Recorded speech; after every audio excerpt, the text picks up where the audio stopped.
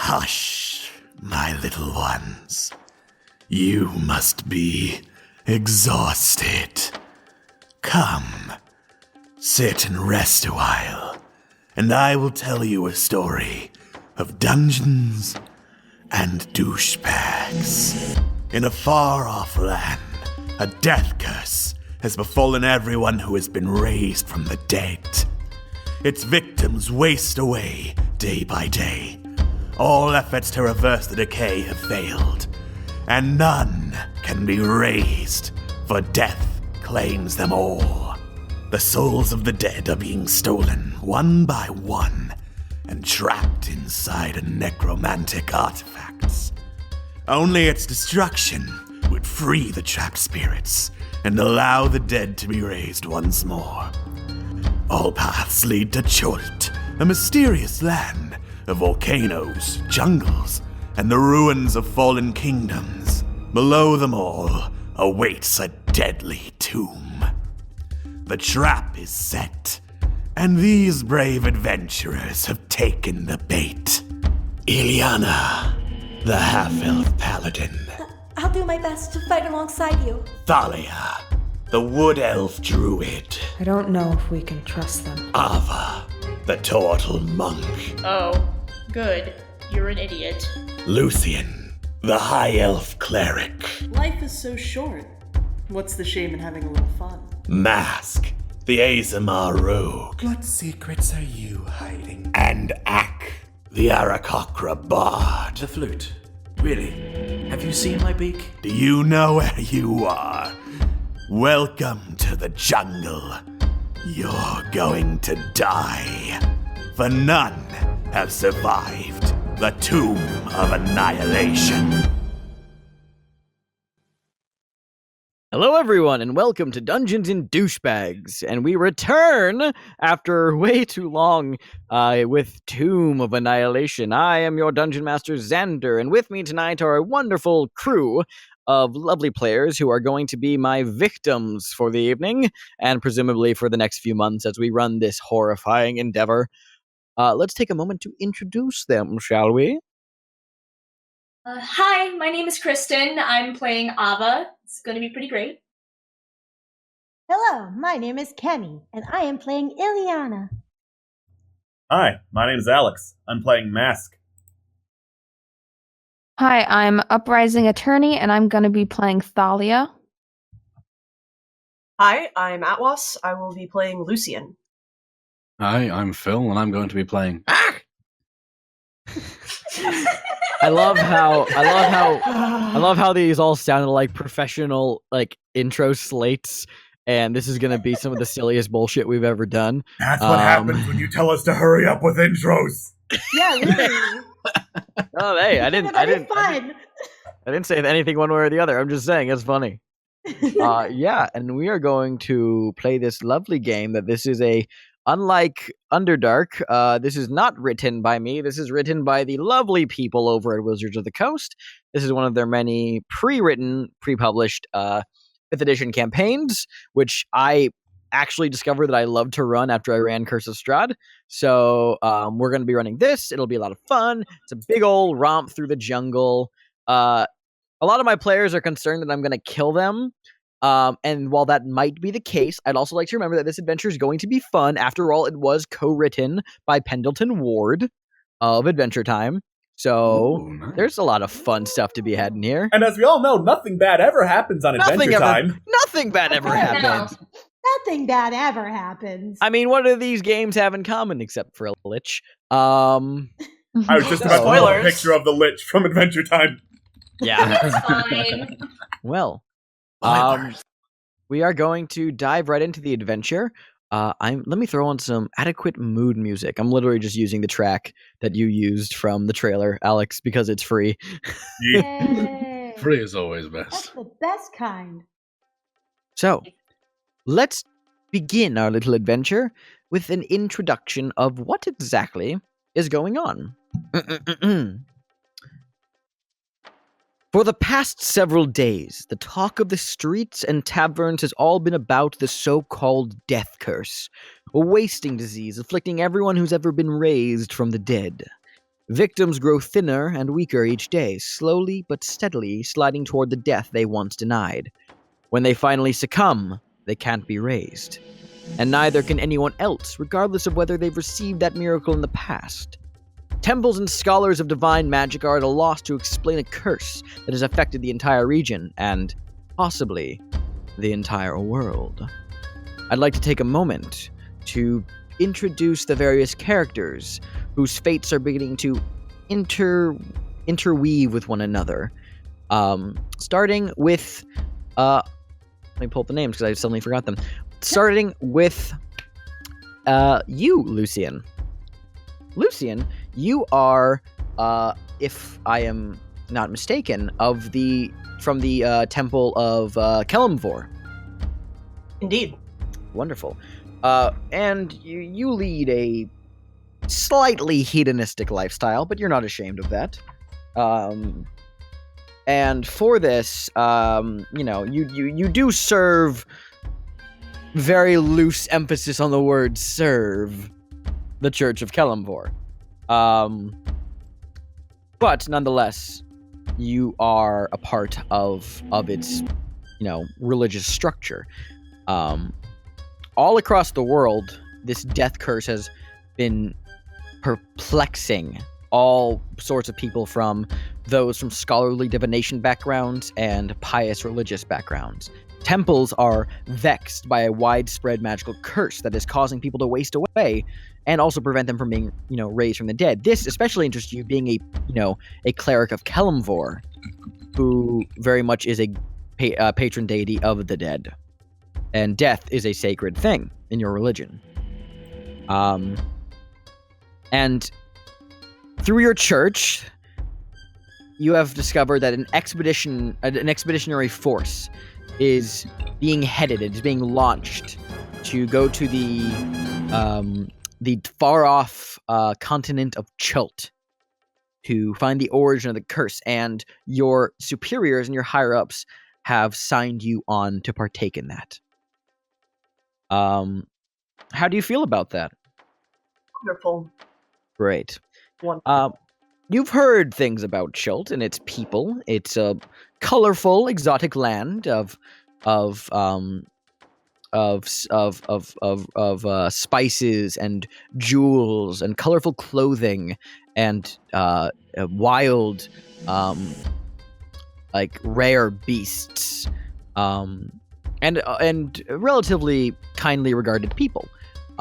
So, despite the circumstances not being entirely within your own volition, you are not entirely pissed to be going on this adventure. Ilyana, you are a bastard. Ouch. In that, you are the bastard child of a noble. And for this, you have led a very hard life. A hard life of proving yourself, but never quite getting the approval from your human family in Waterdeep. You are, even though you're a bastard, still held in some regard within your noble family in the city of Waterdeep. But you have embraced the life, another religious life. Is that correct? Yes, I have. So would you like to tell me about what deity you worship? My deity revolves around knowledge. Wonderful. It's very sacred. Yes, well, your family in Waterdeep, while not fully estranged but distant that you are, has connections to some very important people in the knowledge business, and they have been learning some information that has been coming through recently about this strange, awful death curse. And it just so happens that only but a few days ago, your family received a message. You see, your family owes a favor to a merchant by the name of Syndra Sylvain. And she came calling the other day to call upon a favor, asking for help. And this favor involves an expedition that Syndra is planning. And your family counting on you, and this might being a chance to prove yourself, potentially, and for your own other personal reasons, they picked you to fulfill this task for the family. Maybe, perhaps, this will be the final way to obtain the what is the word I'm looking for? Oh, wow. The validation. Acceptance and validation that you seek. Yeah. Great. Ava, you're not here, so that's irrelevant. We'll get to you later. As we've already talked about. Thalia, you are not from around here. You're not from civilization. You're not big on civilization. You prefer your company in the wilds. Is that correct? Indeed. Wonderful. And you have your way of life. You keep to the wilds. You keep away from civilization. However, this death curse not only affects people in major metropolitan areas, but it seems to affect everyone.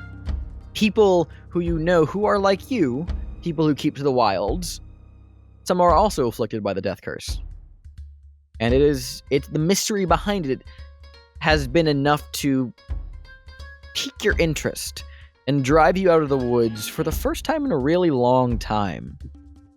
And it was not long after that this druidess, this individual of natural power, gained a minor bit of reputation in certain circles, and you have found yourself, rather uncomfortably, being called upon by a woman located in a major metropolitan city known as Baldur's Gate, who believes that even though you are not from around civilization, that your skills and your talent with nature might prove invaluable to a very important mission that relates to the death curse. You agreed, albeit a little begrudgingly. Does that sound about right? Seems about right to me. Wonderful. Mask. Hello. You are a bit of an enigma. You come from, well, we can't really say, can we? And your purpose is to, well, it's better left unsaid, some would say. But, nonetheless, you have your training and you have your purpose. Death is a sacred thing. Death and undeath, well, undeath in particular is the furthest thing from sacred. It is unholy. It is a terrible, vile, disgusting thing that has no place in this world. And not only are the people of the world who have been risen from the dead in the past being killed in this awful, unnatural way, from what you've heard, the supposed expedition to this continent of Chult, it is a region that is known for having a lot of undead. For the reasons of stopping an unnatural blight upon the natural order, and for getting to kill some of the terrible, unholy spawn, your, let's call them higher-ups of your organization, have organized for you to do a final and true test of your mettle. While you are very well trained and very well regarded, this mission will solidify your place. And you were sent to Baldur's Gate to accept it. Last but not least...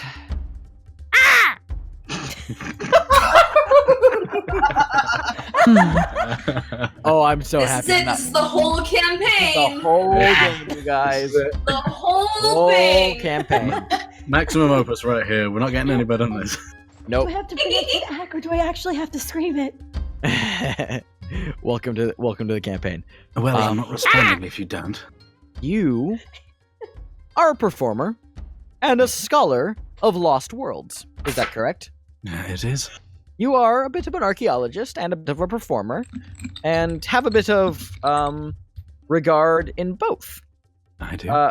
For you see that you learned that a wizard merchant is planning a very important expedition to Chult, a place full of lost cities. You're anxious to explore. Anxious but excited. You submitted a request to join the expedition, and you know Syndra. She's actually she has sponsored a bit of your music a few years ago.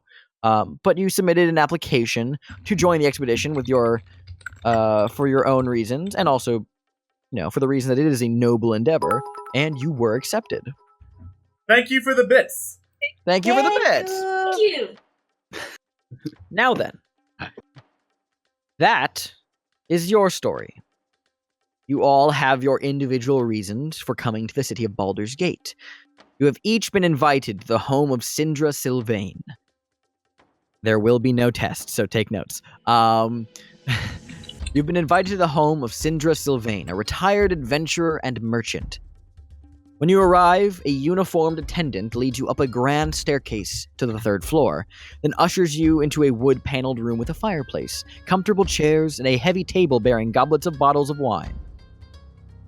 The darkly paneled walls are hung with maps and sea charts. Racks, shelves, and cabinets hold hundreds more rolled-up maps and charts. A person is seated in an overstuffed chair near the fire. You can't discern a gender, because only the person's head emerges from under a heavy blanket draped over the chair, and an embroidered hood and silver mask conceal the wearer's face. Even the person's dry, raspy voice provides no clue. Help yourselves to wine, and seat yourselves, friends. I hope I may call you that. I don't make friends.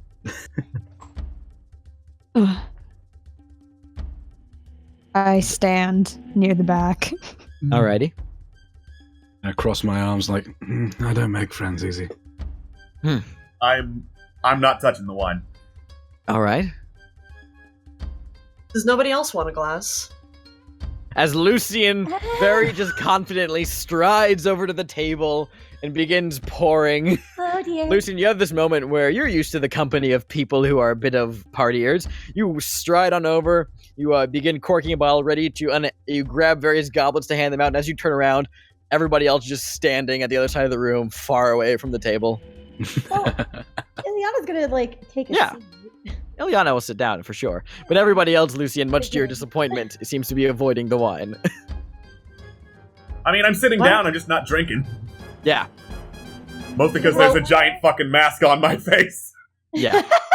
Yes, actually, because you are all in the room together, and I know we have our images, but for roleplay's sake, would you like to describe what each of your characters looks like and kind of their demeanor at this time? Starting with you, Lucian. Sure. What was that, Cammy? Sorry? I said we're doing the same order we did before. No, I'm just gonna go in the order that's in front. I'll ask you to read it. Don't worry. Atwis, Lucian. Yeah, sure. I am a rather tall, high elf, gray skin, white hair, bit of a pretty boy, wearing fine clothing. I appreciate fine things, and I'm helping myself to this fine wine and fine hospitality, so I will gladly pour myself a goblet of wine and sit down, fairly at ease. All right. Mask. I am wearing a priest's robe, little undershirt and pants under that. That's probably not the first thing people notice, because I've got this porcelain mask over my face that looks about in the shape of what my actual face beneath looks like. You can't really tell much else unless you lean in really close and be awkward, but if you could, you'd see skin is dark gray.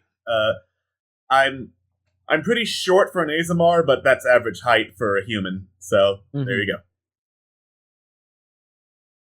And as for what I'm doing, I'm just sitting down and staring, I would say unblinking, but that's kind of the default mode, at the cloaked person. Totally. Thalia. I'm wearing a dark long green cape. I've got some leather gauntlets, some leather boots with no feet. I do have feet. Clarification. It's okay. I'm not a Fire Emblem Awakening character. We're good. I've got this leather thing. I don't know how to describe it, but it's like a shirt dress thing that has a split down at the waist. and I've got some pale green pants on. I'm just chilling in the back, basically, crossing my arms and glancing around at everyone and everything in there. Great, awesome. Not really seeming to trust anything, but Totally. Ilyana. Well, Ilyana is wearing some light armor. Her hair is actually back in 2 ponytails, though one side of her bangs seems to be purposely longer than the other, so it covers a bit of her face. She has sort of like light leather clothing on. She has her shield with a crest of an empty scroll on it, and her longsword, which is stowed away, of course, because we are inside, and this is a civil environment. Of course.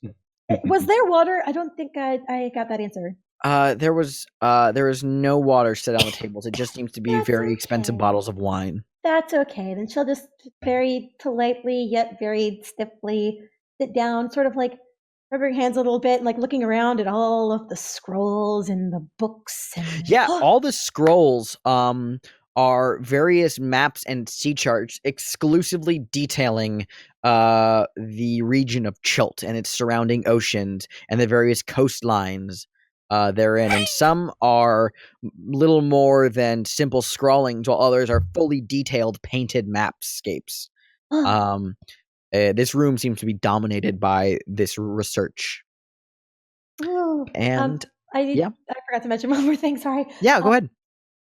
2 of the defining factors of Ilyana is that she looks human. She's pretty short for a human. She's like 5'2", maybe 5'3", and the most defining factors of her is that she has a golden eye and that she has slightly pointed ears. Fascinating. Last but not least, Oh no. Oh, how long until that gets annoying? The whole damn thing. How long have we been streaming? I would say 32 minutes ago.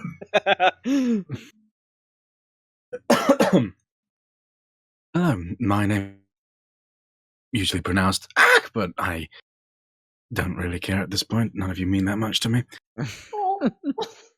I'm new to the area. I just kind of want to learn things wherever I can. I'm very interested in that bookshelf over there. I am what's the name of the thing? I'm drawing a blank. Archaeologist. Archaeologist, thank you. You're welcome. Remember your profession, man.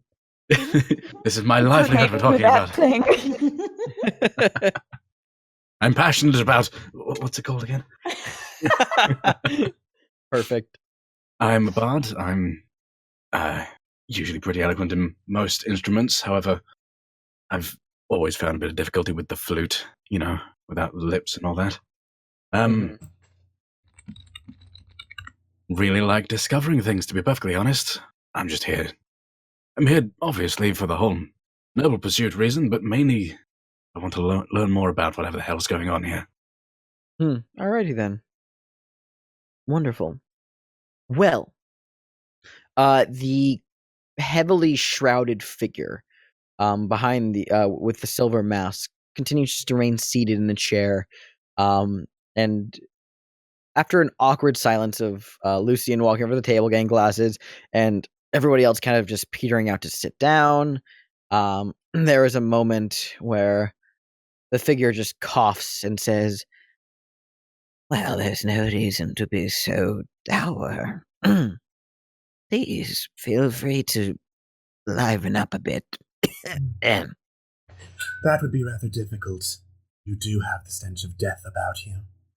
Yes, that is very true. I was wondering where that smell was. Yes, and she kind of raises a hand up, and the hand comes out from underneath the blankets, and the hand is exposed, whereas the rest of the body is tightly wrapped in the various silks and blankets. And you can see on the hand is very pale, and there seems to be a minor degree of decomposition present on the hand. The skin looks sickly and pale, and there are open wounds and a bit of necrotic flesh in places. Not entirely destroying the hand, and it's not completely overwhelming the flesh, but it is very much present. It is very sickly looking. Oh goodness. My story is that many years ago, I was an adventurer. I had a group of friends. We traveled, we fought, and we lived. Then one day, I died, and I was raised from the dead. Since then, I have closed the door on that stage of my life. The death curse you have heard about struck me. I do not know how much longer I'll last before I perish. Clerics have no help to offer. They're stymied by what is happening. My contacts in the information circles have learned that the cause of the death curse, and she takes a long silence before inhaling again and saying, is a necromantic artifact called the Soulmonger. According to their sources, the Soulmonger is located somewhere in Chult. That is why I have called you here today. The expedition I have planned is to put an end to the death curse. Chult is a peninsula ringed with mountains and choked with rainforests. Enormous reptiles, savage goblins, and an army of undead prowl its jungles and ruins. Mapping the place has always been nigh impossible, and nothing is known about the region's current geography beyond a few miles from the coast. And then she begins to gesture around the room. Working from dozens of sea charts, logbooks, and explorers' journals, I assembled everything I know about the current state of Chult into one map. If you undertake my mission, I will provide you with this map. Surely this is not an endeavor to be done for free. Should you complete this mission and save countless lives, I have led a long and traveled life, and I have led a very successful business. I have encountered many magical things in my travels. Should you desire, upon your return, I will be more than happy to provide each of you with magical items from my vaults for your personal collection. I would offer you money, but I am certain that you will find enough treasure in Chult to make you all as rich as king, if that is what catches your fancy. Of course, should you desire payment up front for expenses, I would be more than happy to provide a meager down payment. Oh, of course. Yeah. Well, what say you then? Please, by all means, I am not here to simply lecture. Yes, I would say the down payment is more than necessary. Of course, of course. You think it'll help? Yes. After my tuition fees, I've got really nothing, so yes. Mm. And if I may, where precisely would we spend this down payment? The only major settlement in Chult is Port Nyanzaru. I have been there several times before. It is a city run by 7 merchant princes. When you're ready to depart, I will teleport us all there.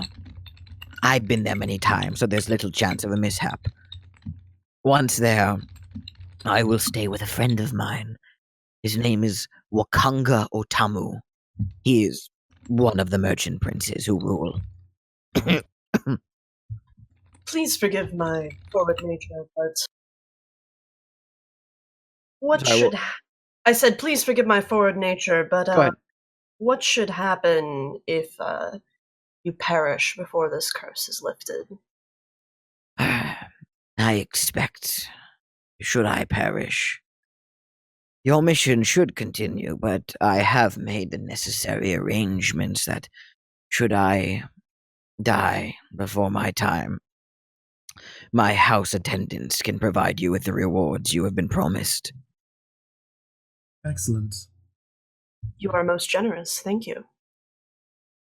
I have led a long life, and while I am concerned about the longevity of it now, I am more concerned with the worldly implications that this may portend. This death curse must be destroyed. And I believe that this soulmonger is the key to it all. I am afraid that I know very little else about what I've already told you. But Port Nyanzaru is a place to launch an expedition from. We do not know where the soulmonger is, just that it is within Chult. I am very sorry to leave you in such an open, uncertain circumstance, but I'm afraid you'll have to find information out for yourselves. Speak with people, explore, find information where you can. I am sure there are many within the city who would be willing to help. Nonetheless, should you all be ready, I would be more than happy to provide you with a map, and we may be on our way. I'm all good for a map. Yes, please. Then I will move us all to the player's map of Chult. Ooh. As Syndra gestures towards her uniformed attendant, who walks over to a large mahogany desk, and he opens it up and procures this exquisite-looking piece of vellum parchment, and he hands it all to you. One person in the group will get this map. So I would like you all to decide who will hold on to this map of Chult. As you see on the map, a large number of spaces are whited out. That is... yeah, give it a second; it'll white out eventually. Yes, There it goes. it will. There are that is the unmapped regions of Chult. As you can see, most of it details coastlines and a bit of miles inland. For the record, just for size reference, each of these hexes is 10 miles. Ah. Oh wow! Bloody hell! Oh God. And Port Nyanzaru is on the northern end of Chult, the southern tip of the Bay of Chult.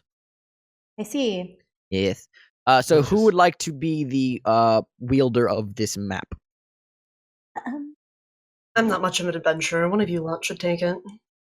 Well, I mean, I'm pretty good at reading maps in game. Actually, I have no idea how the fuck this would work in the actual game. However, as Ak, I'm actually pretty good at maps. Yes. Wonderful. Is there something special I need to know about having this map? You don't need to know anything special, but if you're holding onto this map, you can now put into your inventory map of Chult. If everyone agrees. If everyone agrees. Yes. You can fly, so it makes the most sense. Mm-hmm. What? Sure, fine. I'm not going to argue with logic when there is none. Mm-hmm. Are you telling me you can't fly? Oh. Are you kidding me? Look at me. And as you guys are all talking, Syndra speaks up. She says, "Obviously, I do have my misgivings about sending inexperienced adventurers on so dangerous a quest, but..." At that point, my neck just kind of turns around like a fucking owl. Excuse you? Inexperienced? But... Would you like to say that again? And then she just pauses and says, dear. "But I am not taking any more chances."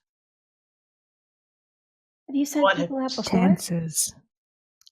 I have, yes. What do you mean by chances? As your friend has asked, I have sent others. They have not returned. You are truly my last hope. What a relief. And these others, I assume they were more experienced and better traveled, of course.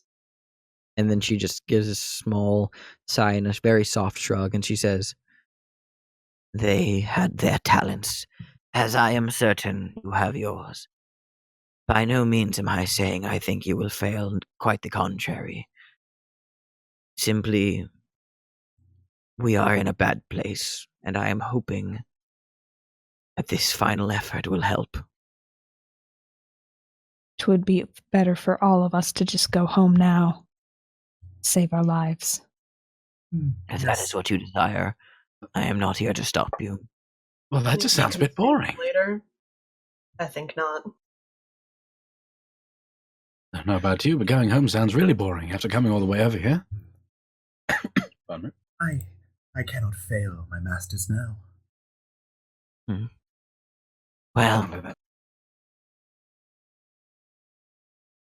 Well, with that in mind, should you wish to come along, I will teleport us into Chult.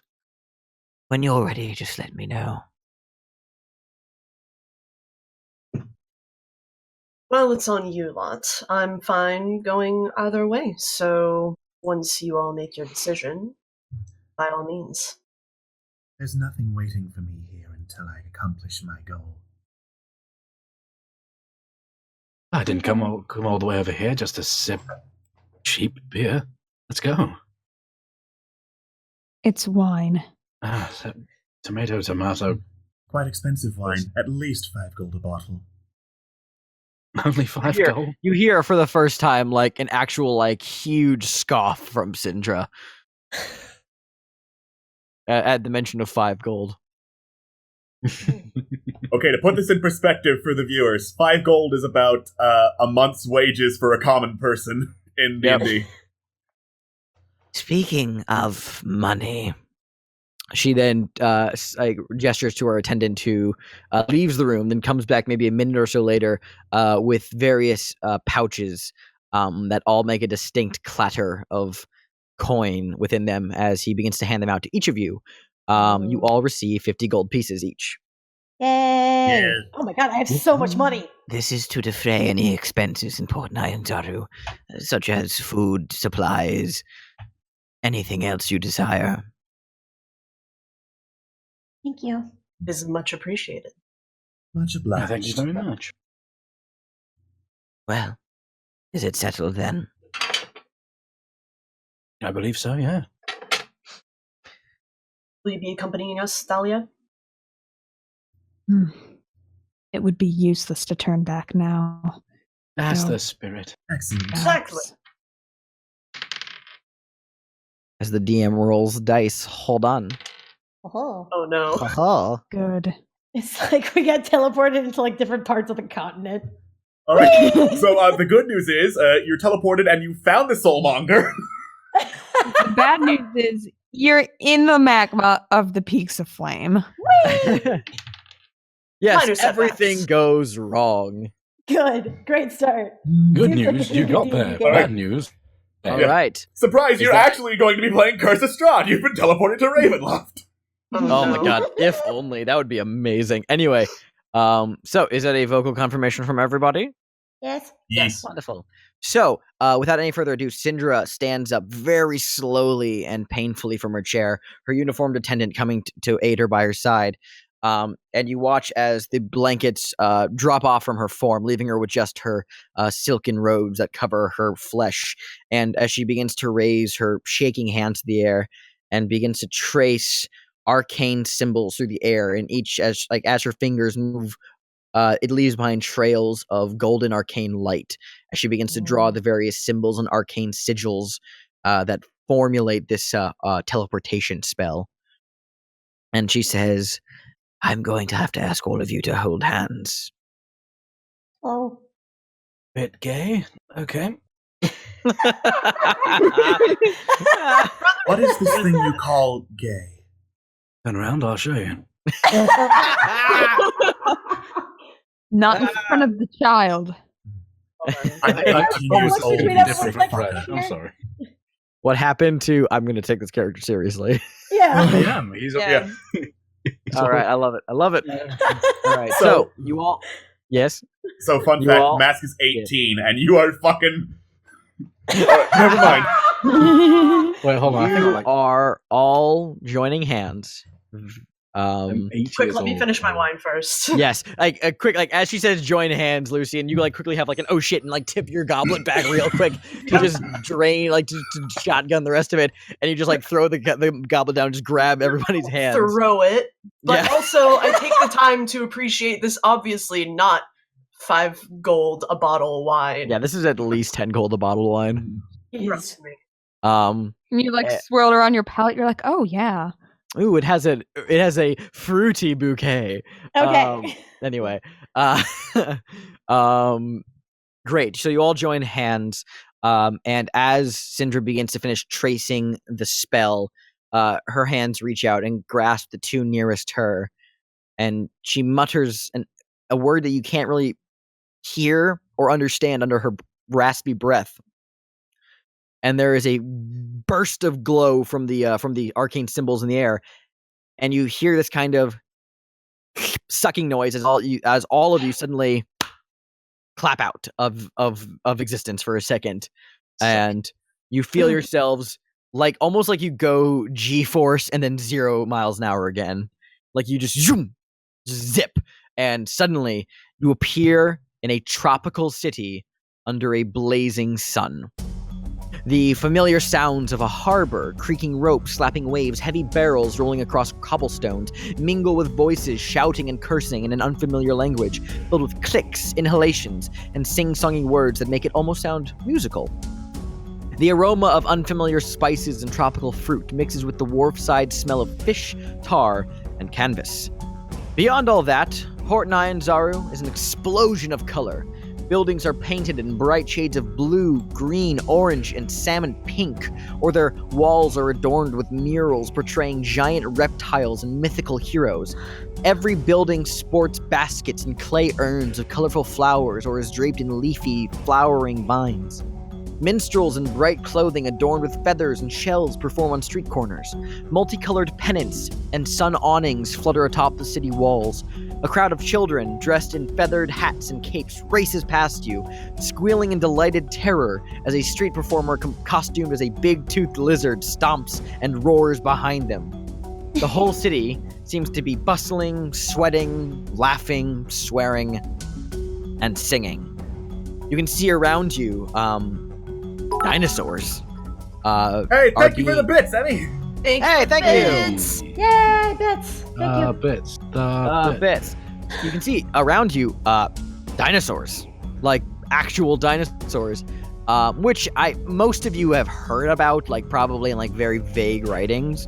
But you see medium-sized and large-sized dinosaurs are being used as beasts of burden in the city, hauling 2-wheeled carts, hoisting heavy loads on cranes, and towing boats through the canals.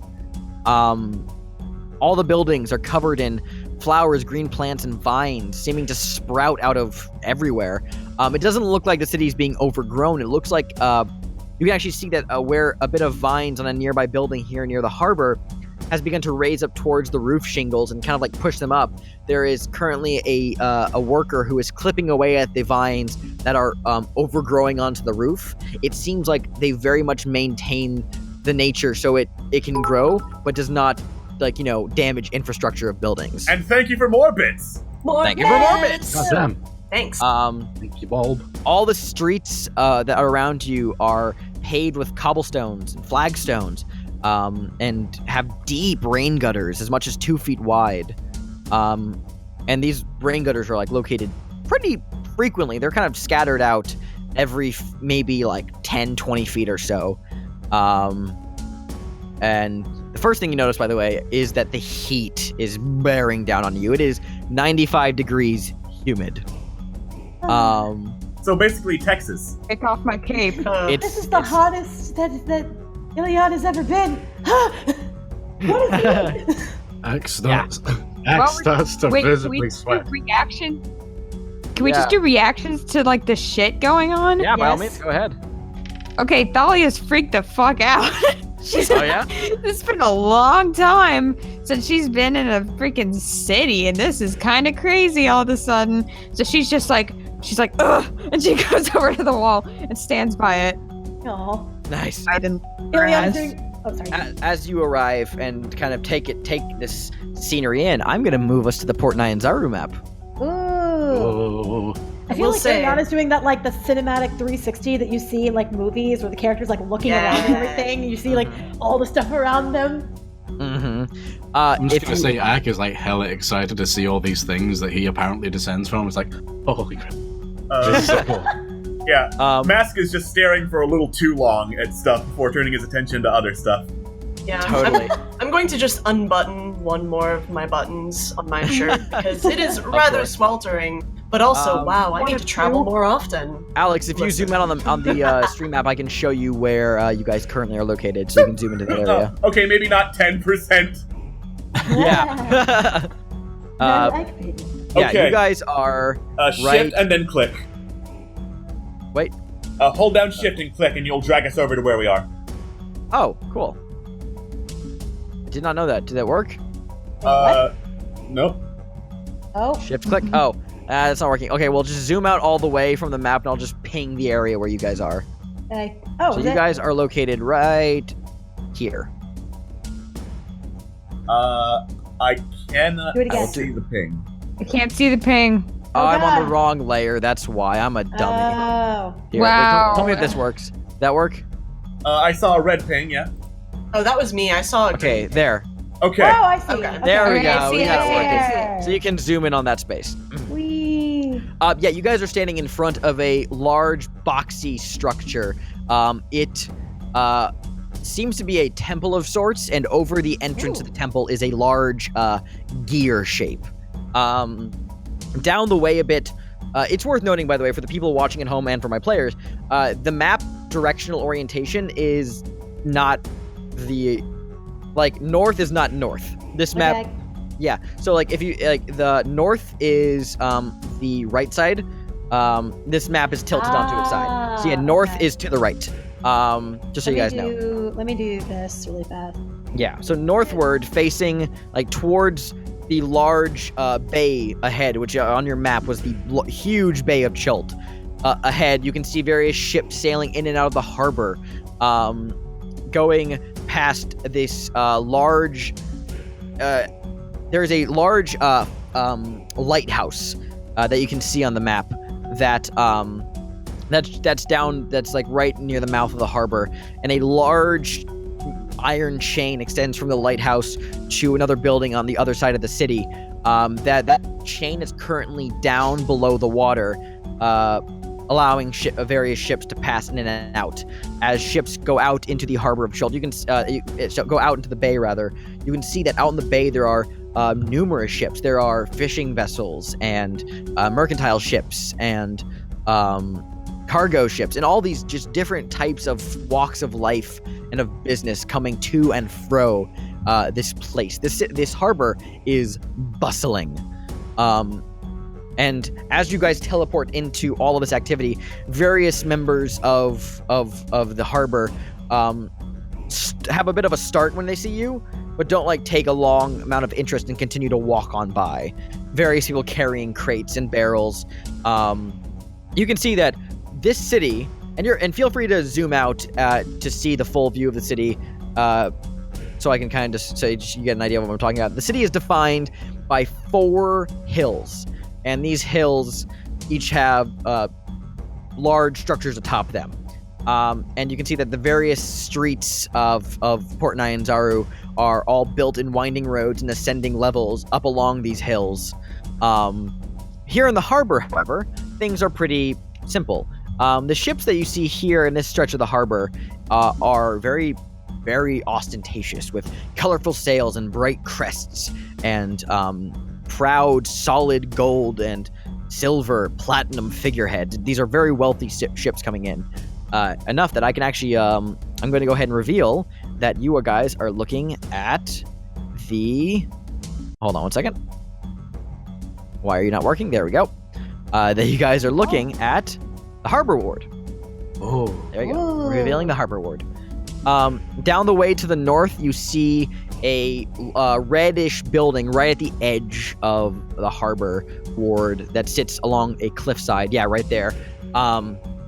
And moving out of it towards you guys, and this is about, 350 feet away, is a large crowd of local Chultans, and I have a handout to show you all, just for reference of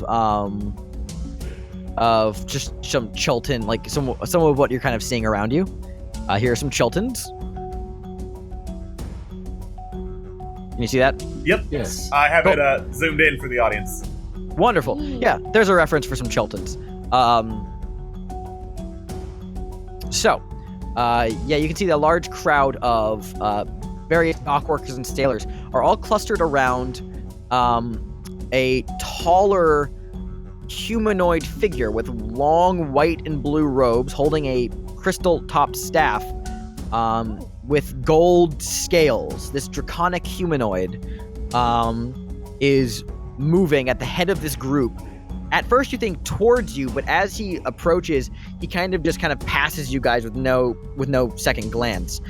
You can hear him talking in common to the various Chultan men. And at first glance, you thought he was maybe ignoring the people behind him. But as he walks by and you catch a small glimpse of his conversation, you hear that he's actually barking orders and questions and demands at them. As they walk by, they're holding out like ledgers and like frantically like writing down the things he says. As you watch the draconic male begins to point at various ships, say something, talk to one of the Chultan men, they scrawl it down, and you watch as he walks up to a large stack of crates that are being moved off of a ship, and without even a second's hesitation, he walks up to them, snaps his fingers, and boom, all the lids of the crates go flying off of them. As he begins to like very briefly inspect the contents of each crate, talks, like points at another Chultan, speaks something, and then he writes it down, and then he moves along. You get the idea that you just got like passed by the man who's kind of in charge of this area. He had a very authoritative air about him. Oh dear. And as you're all kind of standing here in awe, you hear like a very soft chuckle come from Syndra as she says, "Impressive, is it not?" Indeed, it's definitely a word for it. An excellent source of study. Yes, there is much to do and see. I am not the best guide, but I'm sure there's someone around these parts who would be more than happy to tell you what is what and where you can find things you need. But, well, if it is all the same to you, I think I'm going to go ahead and make my way towards Wakonga's villa. That is where I will be staying. You're more than welcome to drop by and visit. Should you be should you be looking to secure residency for yourself here in the city, might I recommend the Thundering Lizard Tavern, if you're looking for a more raucous time. Or if you want a good night's sleep, I should direct you to Kaya's House of Repose. You can find both of them near the Red Bazaar. It is on the eastern side of the city. I'm sure there's someone who can point you there. Thank you for bringing us this far. Of course. Do you require any assistance making your way to your destination? If you are offering, I would not mind the accompaniment. Of course. I will hold out an arm if she needs to steady herself on it. She takes the arm. Would anyone else like to come, or shall you all be making your way? Where should we meet later? Leona's kind of looking between the two people like, I don't know what to do. Lucian, is this you addressing the group or addressing... Yes. Okay, no, cool. this is me addressing the group. Oh. Just looks between both people like, If what I can tell from what I've observed of you is accurate, you'd have no trouble finding the Thundering Lizard.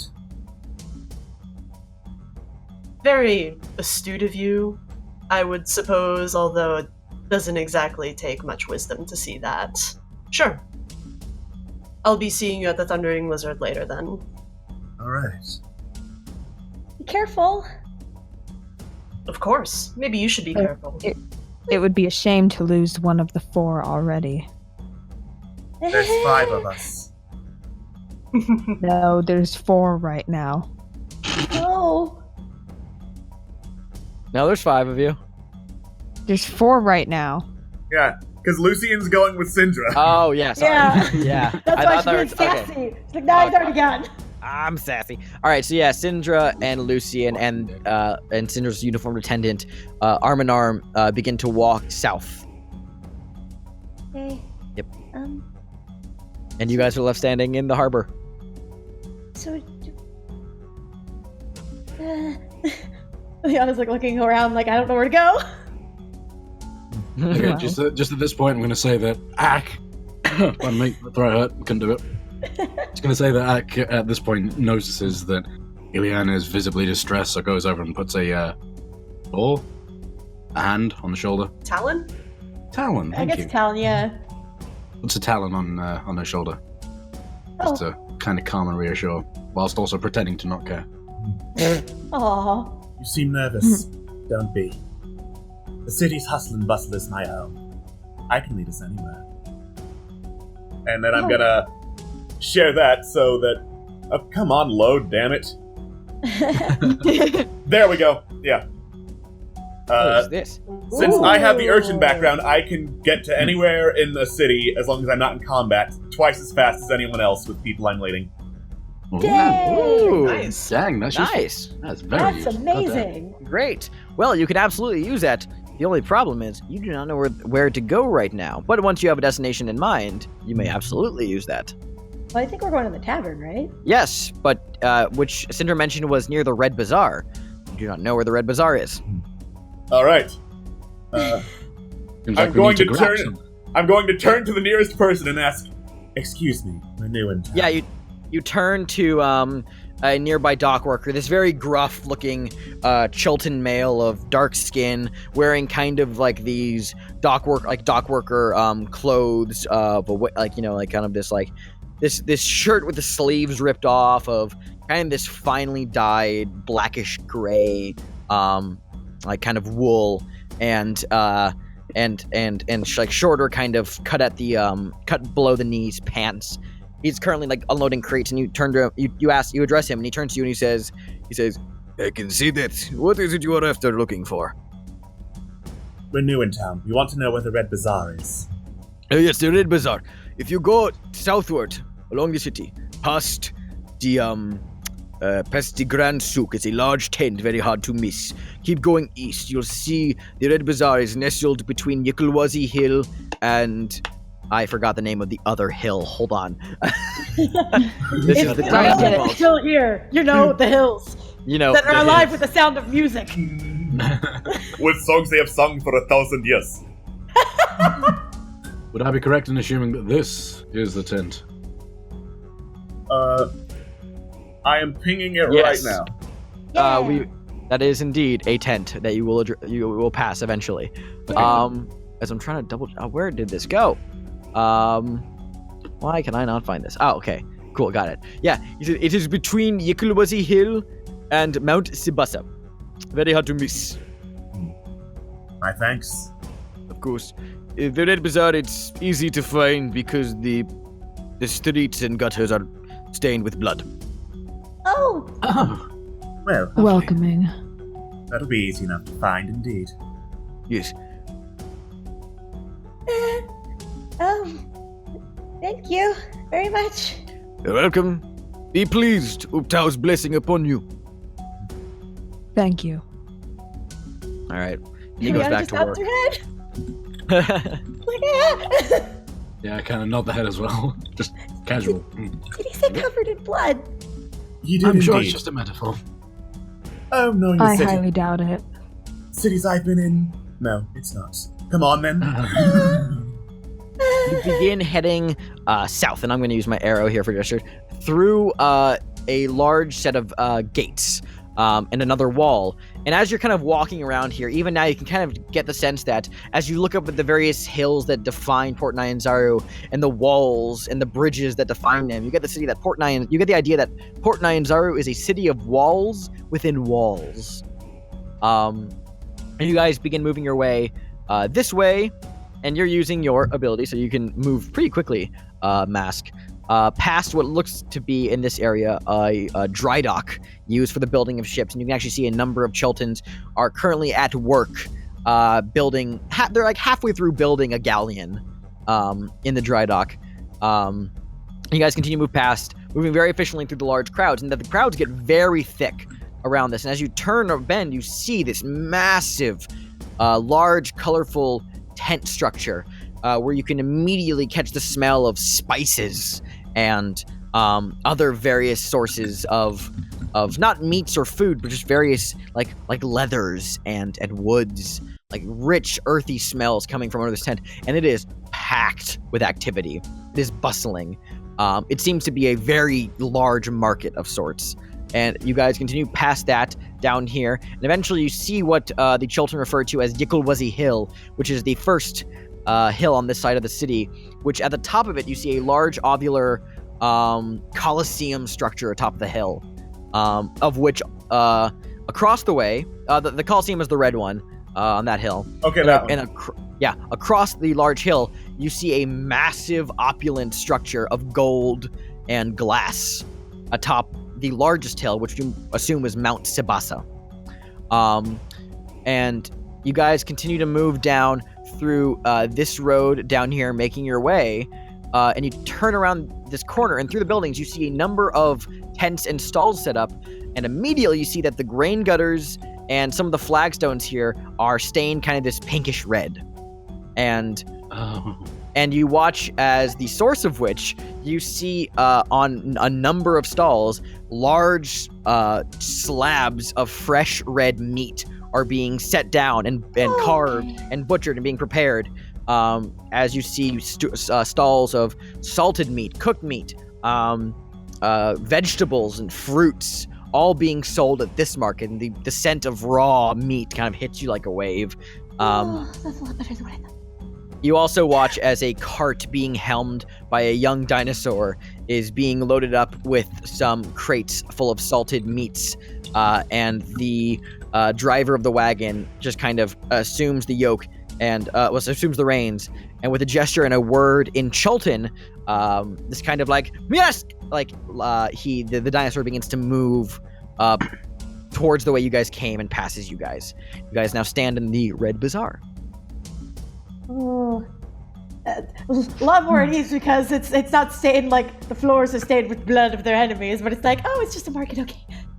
I wonder if they have any chicken. They do have chicken. I don't know. There are chickens and various other birds being hung and being defeathered. Some of these stalls are in the process of not butchering them, like they're not killing animals here, but they are in the process of like carving up the meats, removing organs from some of the cuts and hanging them up hanging them up in front of the stalls.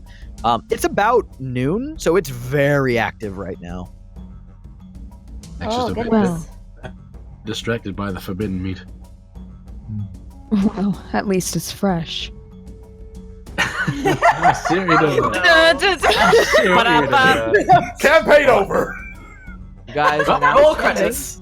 You guys are now standing, and I will reveal this. You guys are now standing in the market ward. Yay! What kind of fruits are there? Because this is so interesting. Oh my god! I've never seen some of these fruits before. Yeah, no, there's a number of fruits that you're familiar with. There's apples, oranges, lemons, a general presence of things you're used to. Then there's a wide array of tropical fruits. There's mangoes, dragon fruits, star fruits, things you've never even seen or heard of before. A very beautiful array of colorful, ripe, succulent-looking fruits. I haven't even seen some of these fruits before. And this is an impressive array. Where do you think they get all of it? Is it all from here? Is it from trade or... Oh... We did see the merchant ships in the harbor. That's true. I forgot. Well, this is making me rather hungry. Perhaps we can spend a little bit of our money on food later. Yes. On our goal. Ileana gets sparkly eyes, but she kind of has that small nod of knowing understanding, but she's really excited about it. I've got a shopping list in mind already. Oh, really? Oh, look at you getting all prepared. Oh, lovely. So, what are you going to do? To get the necessary provisions before all right. The Thundering Lizard is somewhere in here, correct? Yes. And it's not hard to find. Like if you stop to ask a couple of like Chultans, they're like, "Oh yes, it's over there," and they point your way over there. And as you kind of turn around a bend in the market, you in fact hear the Thundering Lizard. Its name is certainly accurate. You hear a large, raucous crowd of people, stomping along to loud music that's being performed inside, laughing, singing, swearing, drunken kind of like sounds that come out from there as like large crowds of people stumble in and out. It seems to be a very raucous, happy time of day for these people. Oh, this seems pleasant. Indeed. At least everyone's having fun. Well, that's a nice attitude to have. Where is it we're going again? Right in there? Yes, I think so. Ah. Well, shall we? By all means. Is this where it is in the ward? Yeah, we just found it. Oh, never mind. That's what we were looking at with all the bustling. Just hustling. kidding. Ha Very ditzy. Got us. Got it. But no. How much do you think it is to stay here for a night? I believe it is as much as they say it is when we ask. You are incredibly new to this, aren't you? I didn't get out of the house much. I'm new at this too, but I'm just keeping quiet. Well, you failed at that, didn't you? Did one job. I'm sure. Let's not fight before we get inside. I'm sure once we get out of the city, you'll be a great deal more useful. Sorry, what did you say, Ileana? Like she said, let's not fight before we even get inside. But at Mask's word, she's like, oh, well, I hope so. Well, ASMR's first. And then I hear that. I slowly turn to I lean in, and I say, "Who told you?" Oh wait, shit. Were we not supposed to know that? You can't really tell what race Mask is unless you're leaning in really close or you catch him without his mask on, which, good luck. Alright, fair enough. Minor retcon. Redacting that? Yeah. Yes. Alright. Can I redact that? Yeah, you can redact it, no worries. Alright, cool. Sorry, Yeah, go ahead. worries. Somewhere. We can have that dramatic moment later. Right. In that case, I just say, well, ladies first, and then point at Mask.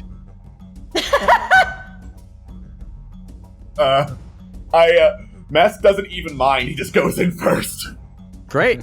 Yeah, you walk inside into the thick crowd of the Thundering Lizard, where you see people at various tables eating food, slamming down mugs of not ale. There's a couple of people you spot around here who are, drinking from tankards full of ale, but a lot of people are drinking this amber-colored liquid that you've never seen before, Mask.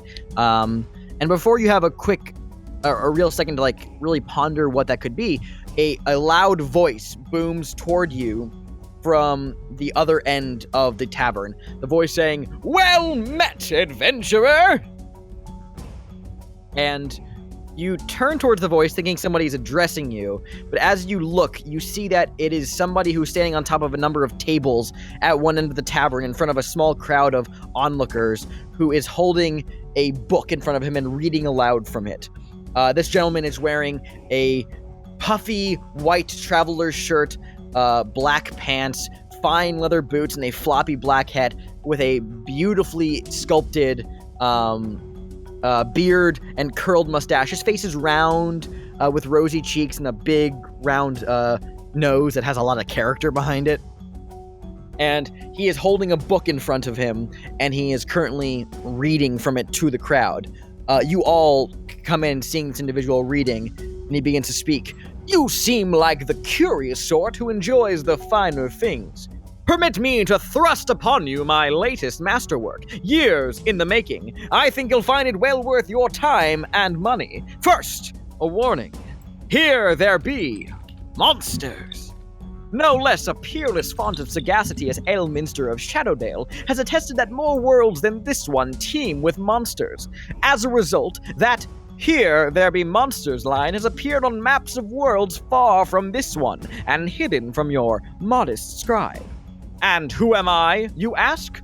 Volo Thamp-Gadam, at your service, and he takes his large, flourishing bow, setting forth truths like the deep and ancient secrets whispered into my ears by the guardian spirits of the hidden tombs of fallen archmages, now dust. Yes, in this very tome I set forth divers details never before gathered with such coherence in one place, of the creatures varied and strange, and that it pleases humans and most other civilized races to deem monsters. And he begins to go on and talk about his book that he's currently pitching to a bunch of onlookers.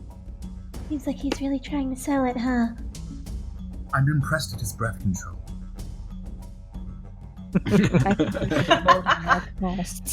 The DM thanks you. I run Tomb of... Fun fact, just peel behind the curtain real quick. I do run Tomb of Annihilation for my friends as well, and when I did this speech, I was fucking out of breath, so I have since learned how to beat this one out. As friends. Do you think whatever he's selling is actually worth it? Of course not. No. Yeah. I mean, it's worth a lot. Well, No, it's not. If you want to waste your money, by all means, I'll just sit back here and laugh.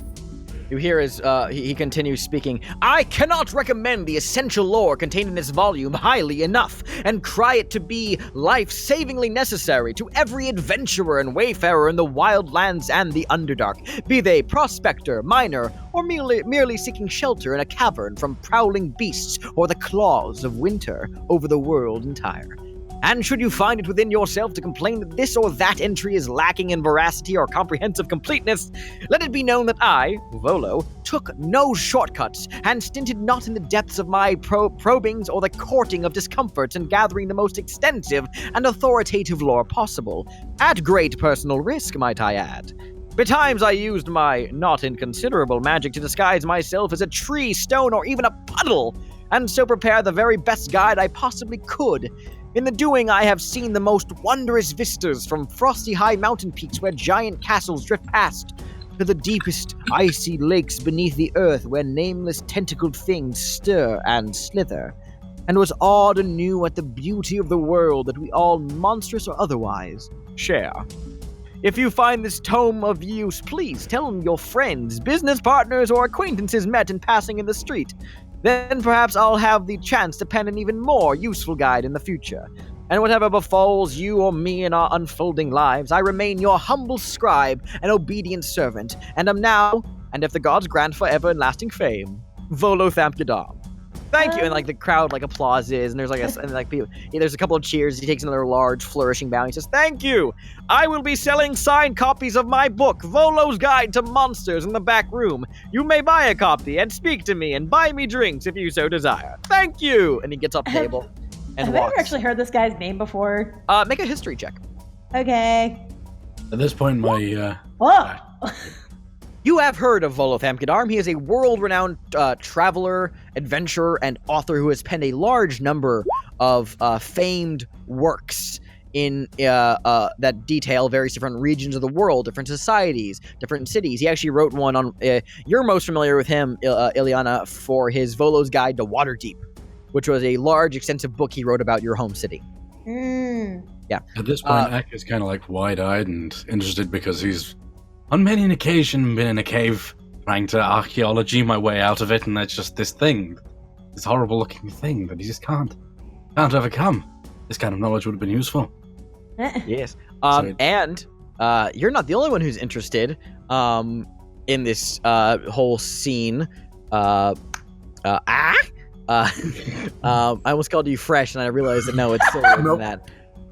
Currently, onlooking with wide eyes, Ava, you just witnessed Volo give his spiel. Ava! Wide-eyed. She knew. came with a purpose. She immediately rushes over. I'm curious, was this book available prior to today or not? Oh no, he just came in town, so it's being sold new. Good. Okay, good. She is like marching right on up there. You are the first in line to that table in the back room, like eagerly, like just like running up. I look Can I at fight this. to be second? Yeah, as you guys watch this colorful, like turtle humanoid that you've never seen before, I'm gonna say that you know of the race as turtles, but none of you have ever seen one before. This colorful shelled turtle humanoid just fucking races following after Volo. Oh dear. Well, I have heard of him before. Do I know if so the book that he wrote, like, was a trustworthy book? Like, it was actually full of good information? You know that Volo's reputation is like, it's an interesting thing because like a lot of his writings, you know, they're actually, you know, it's some of his writing is actually really good. Some of it is a lot of extrapolation. Some of it's very, you know, just kind of like a lot of like it's like flowered. The Waterdeep book was very good and accurate and was very well regarded. You don't know much of his reputation outside of that, other than that, like, he's known for being a kind of flamboyant individual. Mm-hmm. Okay. Yeah. I will wait for Ava. Yes, Ava, go ahead. All right, so Ava rushes forward and basically Are all the books usually the same amount, or like I'm curious if there's a common pricing for the... This book is tremendously more expensive than his past works, because he's currently, as he has advertised prior, selling these as highly resilient hardcover leather-bound copies meant for explorers. These copies are like, which the intent of the copy is not your concern; it's the copy itself. But like his other books are never been this expensive, but it's solely because of how well bound it is compared to other works. It's meant to withstand the jungle, essentially. And so Ava marches right on up and basically just slams her claws down on the table, and she's just like, "How much?" Oh, here, by the way, I have a handout for you all of Volo. Ooh. Boy! Volo! Boy. Hashtag What does Volo! this man look like? Oh my god. Volo! Yeah. I'm kidding. For only like once. Oh There my you go. god. I love him! I love him. Oh. Even more now. Oh my god, look at this bearded boy. I love him. Alexa, I'm not forgetting what you just said, and I'm not forgiving you. So, Ava, you slam your fist down, and Volo's sitting back in a very plush-looking chair behind this desk, and he says, "Greetings and salutations, my finely shelled friend. What may I do for you?" Yes, of course. This copy of Volo's Guide for Monsters, meant for traveling the jungles and withstanding the hardest of environments, is simply a meager 50 gold pieces. She looks very perturbed by this. This is a very... Ava does not part with money easily. On my character sheet it says I have 10 gold pieces, but we discussed this ages ago. I just feel like she would have saved up crazy. We discussed this ages ago that you would have, like, it would pretty much be your entire savings outside of 10 gold would be 50 gold. She cringes, but she immediately is just slams it down. Well, before you do that, as you're pondering like this price, he leans in and he says, "It's signed." Then she pauses, she's like, "Are you interested in signing other books?" I'm willing to, if you have them on you, and I immediately reaches into her backpack and starts pulling out books. I have Volo's Guide to Monsters. I have Volo's Guide to the Sword Coast. I have Volo's Guide to All Things Magical. I have Volo's Guide to the Bloodstone Lands. I have Volo's Guide to Kalenport. I have Volo's Guide to Coromir, and she just keeps putting them down. Moonsea, Intrigue. By the way, I wanted to compliment you on your prose in Moonsea. It's beautiful. he's like stammering as you're like pulling out this mountain of books. The North, Westgate, the Dragon Coast, and then Ava kind of pauses, glances down at the last one. She very slowly and carefully slides the behavior of nymphs on top. Like, as you pull out Volo's Guide to the Behavior of Nymphs, he goes, "You have that! You know, we only had a limited printing of those before the publisher decided it was too not." What? I love it. I'm glad. You know, the publishers deemed it too naughty to continue printing, but I'm glad you I enjoyed find it. that to be an absolute travesty. I think it speaks to important. My girlfriend and I love it. Anyway, I would, especially if you were to sign any of them, at the very least this one and Moonsea, she really loves that one. I would greatly appreciate it. Make a persuasion check with advantage. Dang. Okay. Just like, Alright, this is my first time using this at all, so this is gonna be fun. I Dice. believe in you. Alright, that's a d20 roll. Boop. What'd I get? I don't know. It hasn't picked up. It hasn't come up yet. Haven't come up yet. Awesome. Fun. Oh, there we There go. it goes. There it goes. Oh, 12. Okay. Volo, takes a look at it and he goes, oh, my. Certainly you are truly my biggest fan here in Port Nyanzaru. I will, of course, sign an entire collection of books that I have written right now. And he, takes out, his quill and, first of all, pulls out a large, heavy-set, red leather-bound book. This is a copy of Volo's Guide to Monsters. And he, opens up the cover and very delicately writes, to... What is your name? Ava! Is that with a U or with an A? A-V-A. A-V-A. Sincerely from your And humble and modest... Could you include- Yes? Apologies. Could you please include Mia? M-I-A? There's this little, scratch out he makes. To Ava and Mia, comma. From your humble and noble and learned and delighted and honored scribe, my sincerest love, Volo Thamp, Volo Gedar. Closes the book and hands you the copy of Volo's Guide to Monsters. That'll be 50 gold pieces. And he takes the bag from the table. Now, the rest. You could fit the other adjectives into the other books. I will certainly try before my wrist gives out. And he then continues to write and sign all of your other books. Ava immediately picks up the new book and starts reading it. Yeah, no, it is interesting, and we will address its contents later. Can I please suggest that Ava takes a big, long sniff of it? Oh, of course, you are. My It's bad. that new book smell. It's a new book. She does pause to take a great big sniff of it, and then she just kind of crushes it to her chest. It Aw. smells like a newly bound leather and vellum. The motion is so enthusiastic that it knocks her glasses askew, and she, of course, has to immediately adjust them. Yep. Megane. Amazing. Excellent. Okay, so she probably steps off to the side to start reading. Yep, awesome. She doesn't even step off to the side. She probably just stands there. She's not very socially conscious at all. And then after a moment, Volo raises his finger and goes, there are others behind you who are waiting to get my book. If you could just, step aside to the side, please. Now. Ava looks like she's deeply thinking about this. What wins out here? Her natural instinct to say no, or her deep love of this man's writing? And then he leans on the table and says, Ava, I'm sure you're simply enamored with my work. However, there are other fans who are in need of copies and signatures behind you with money that I need. So could you please step to the side? 50 gold pieces. I'm sure you're doing fine. But she steps aside. Wonderful. Thank you very much. And other people begin to get up, talk to Volo, buy copies. He signs them and he wishes them on their way. All right. The rest of you, what are you guys doing? Ileana might bring up and just say, I don't know much about his other books, but his book on Waterdeep seemed accurate. If not a little overly flashy, but it might be good since we don't necessarily know everything about this place. I have a better idea. And then, I motion them to follow me and head up to Ava.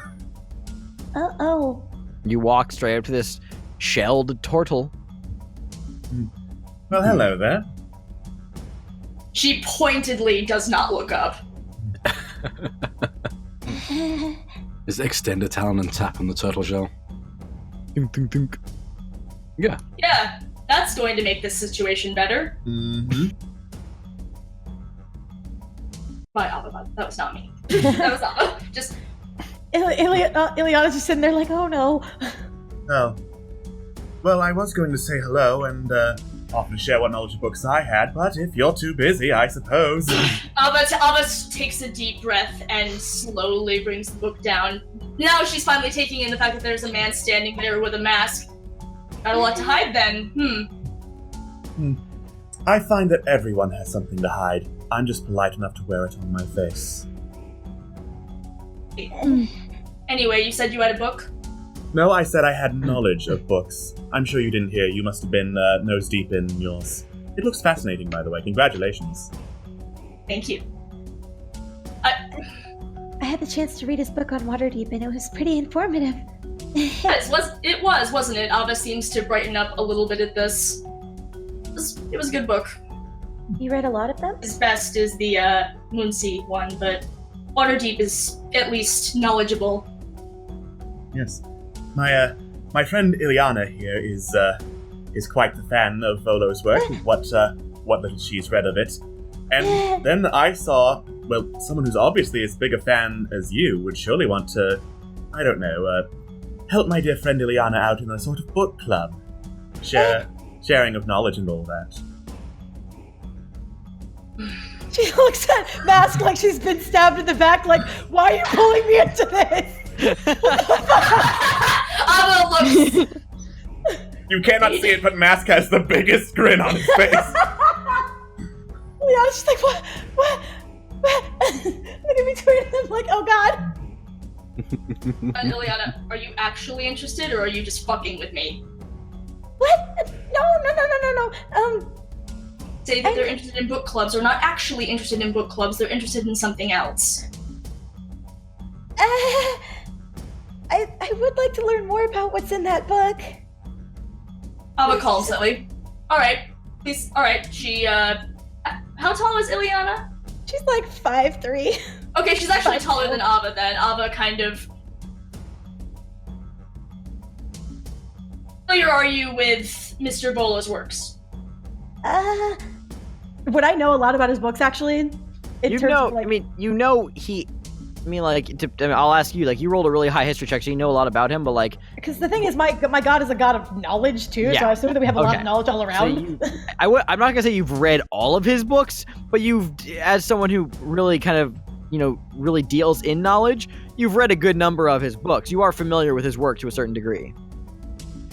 I can't say that I've read all of his books, but I've read enough to know that he does provide a lot of useful information for people who travel. Yes, you are correct. All right, let's start from the beginning.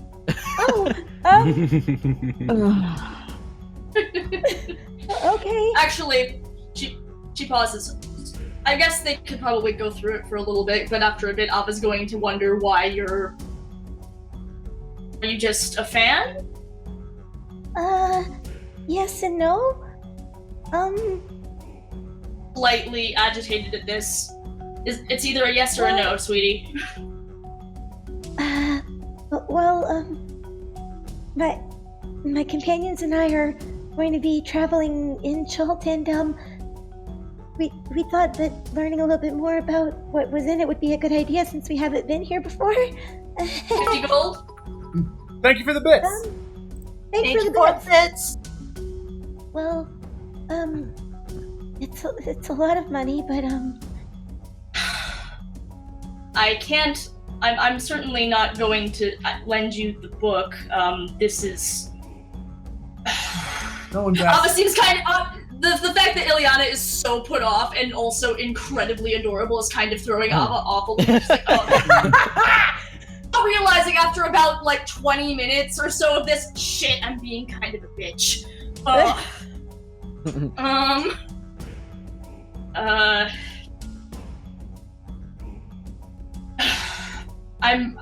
can't give you the book.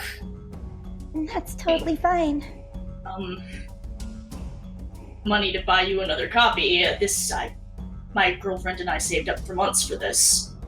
I'm not asking you for anything like that. I just wanted to know a little bit more about what was in it. Presumably monsters. And, what else would I know about it, Xander?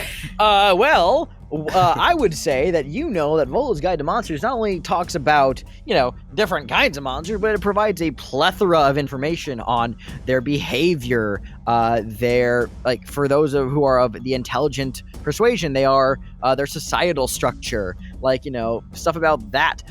You quickly, look at, the table of contents, and there's a lot of creatures that you are familiar with who are jungle native, but there's also large chapters on goblinoids and hags and orcs, and the illithid. It's a large amount of impressive information, it seems, contained within this volume. All right. Okay. Segue this in because I'm Ava's so not socially conscious. Someone's gonna have to make grease some wheels here because she'd just be stuck in the book for hours if you let her.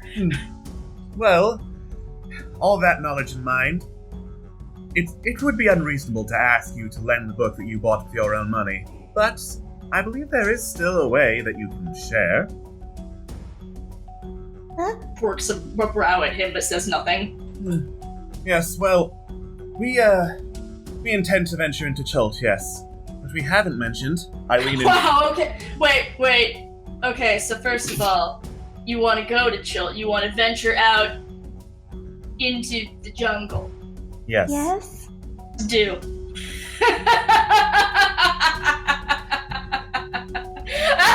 Good luck! Well, I suppose if being made as rich as a king so you could buy all the books you want doesn't interest you, we could always find another.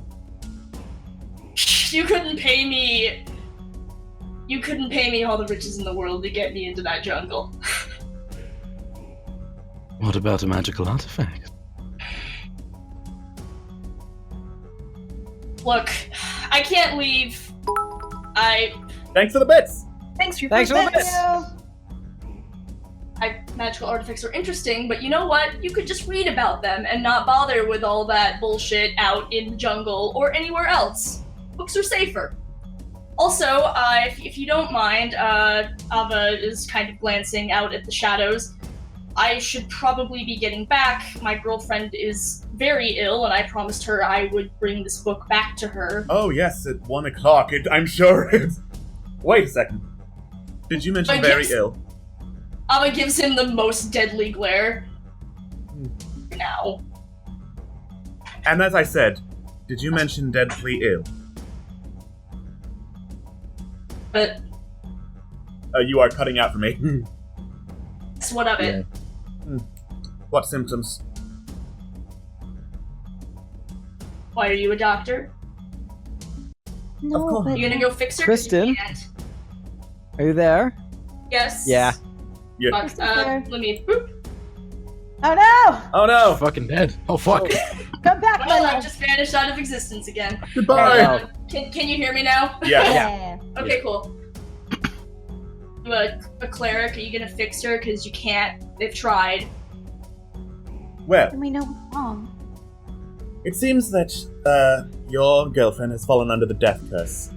While I did in fact mention riches as one of the reasons we're going into the jungle, we're also going in there to stop that curse. Very still at that. But, like you said, you're surely not... No! Basically grabs him immediately. How much do you know? Well, I mean, I could share that, but you've clearly indicated you're much more interested in your books. Ask. I'm more than willing to share. I'll do whatever it takes. Excellent. I'm glad we're on the same page. Pun fully intended. Do birds have eyebrows? Because at this point, I'd like to raise both of mine at mask. I will say that Aarakocra have a variation of eyebrows. Bitchin'. Excellent. Roll to lift eyebrows. Yes! Roll to lift eyebrows! Hold on, what would that be? A d20? No, you don't need to roll. You got a nat 20. You give the most impressive eyebrow raise that's ever been raised. Your eyebrow raise saves the world. Just, I have cured the death curse with my eyebrows. As you raise your eyebrows, there's this audible... But Yes. Yes. Are you sure? It's not gonna be easy. Ileana. Think that matters. You don't know the situation. We have good information that tells us there's an artifact in the jungle that is the cause of this curse. And if we destroy it, that means everyone who is cursed will get better. You know. Actually, Xander, so Yes. assuming that Ava's girlfriend has been looking into this, like, she's been sick. So And Ava thank you would for the be bits doing again. everything in her power Thank you for to the look this stuff up. Hold on one second. Sorry, just for everybody's player reference. Something I forgot to mention as Syndra, but this would be knowledge you guys would have known. The death curse has been active for 20 days, just so everybody knows. Yeah. Just clearing that out. Sorry, go ahead and ask that again, Kristen. Whenever Mia became ill, Ava would have immediately started researching. So my question is there anything that Ava would know that these guys don't at this point? Make a history check. Because she would have... Okay. Actually, no, sorry. Make an Arcana check. This is a supernatural disease, so... And pretty Arcana. recent, so... And extremely recent, so yeah. Within the last month. Oh, damn. Okay. Well, add your... Do you have an Arcana modifier? You can just click I on absolutely know what Arcana. I'm doing. You can click on Arcana in your character sheet. Yeah, so Thanks. you can click the skill, yeah. Sorry, I'm just No worries. figuring out how this works. No worries. Alright, so you rolled a 3. Oh, come on, she rolled a 19 the first time. Yes, but we re-rolled, it's fine. Thanks. It's a high DC anyway, the 19 wouldn't have gotten it anyway, so don't worry.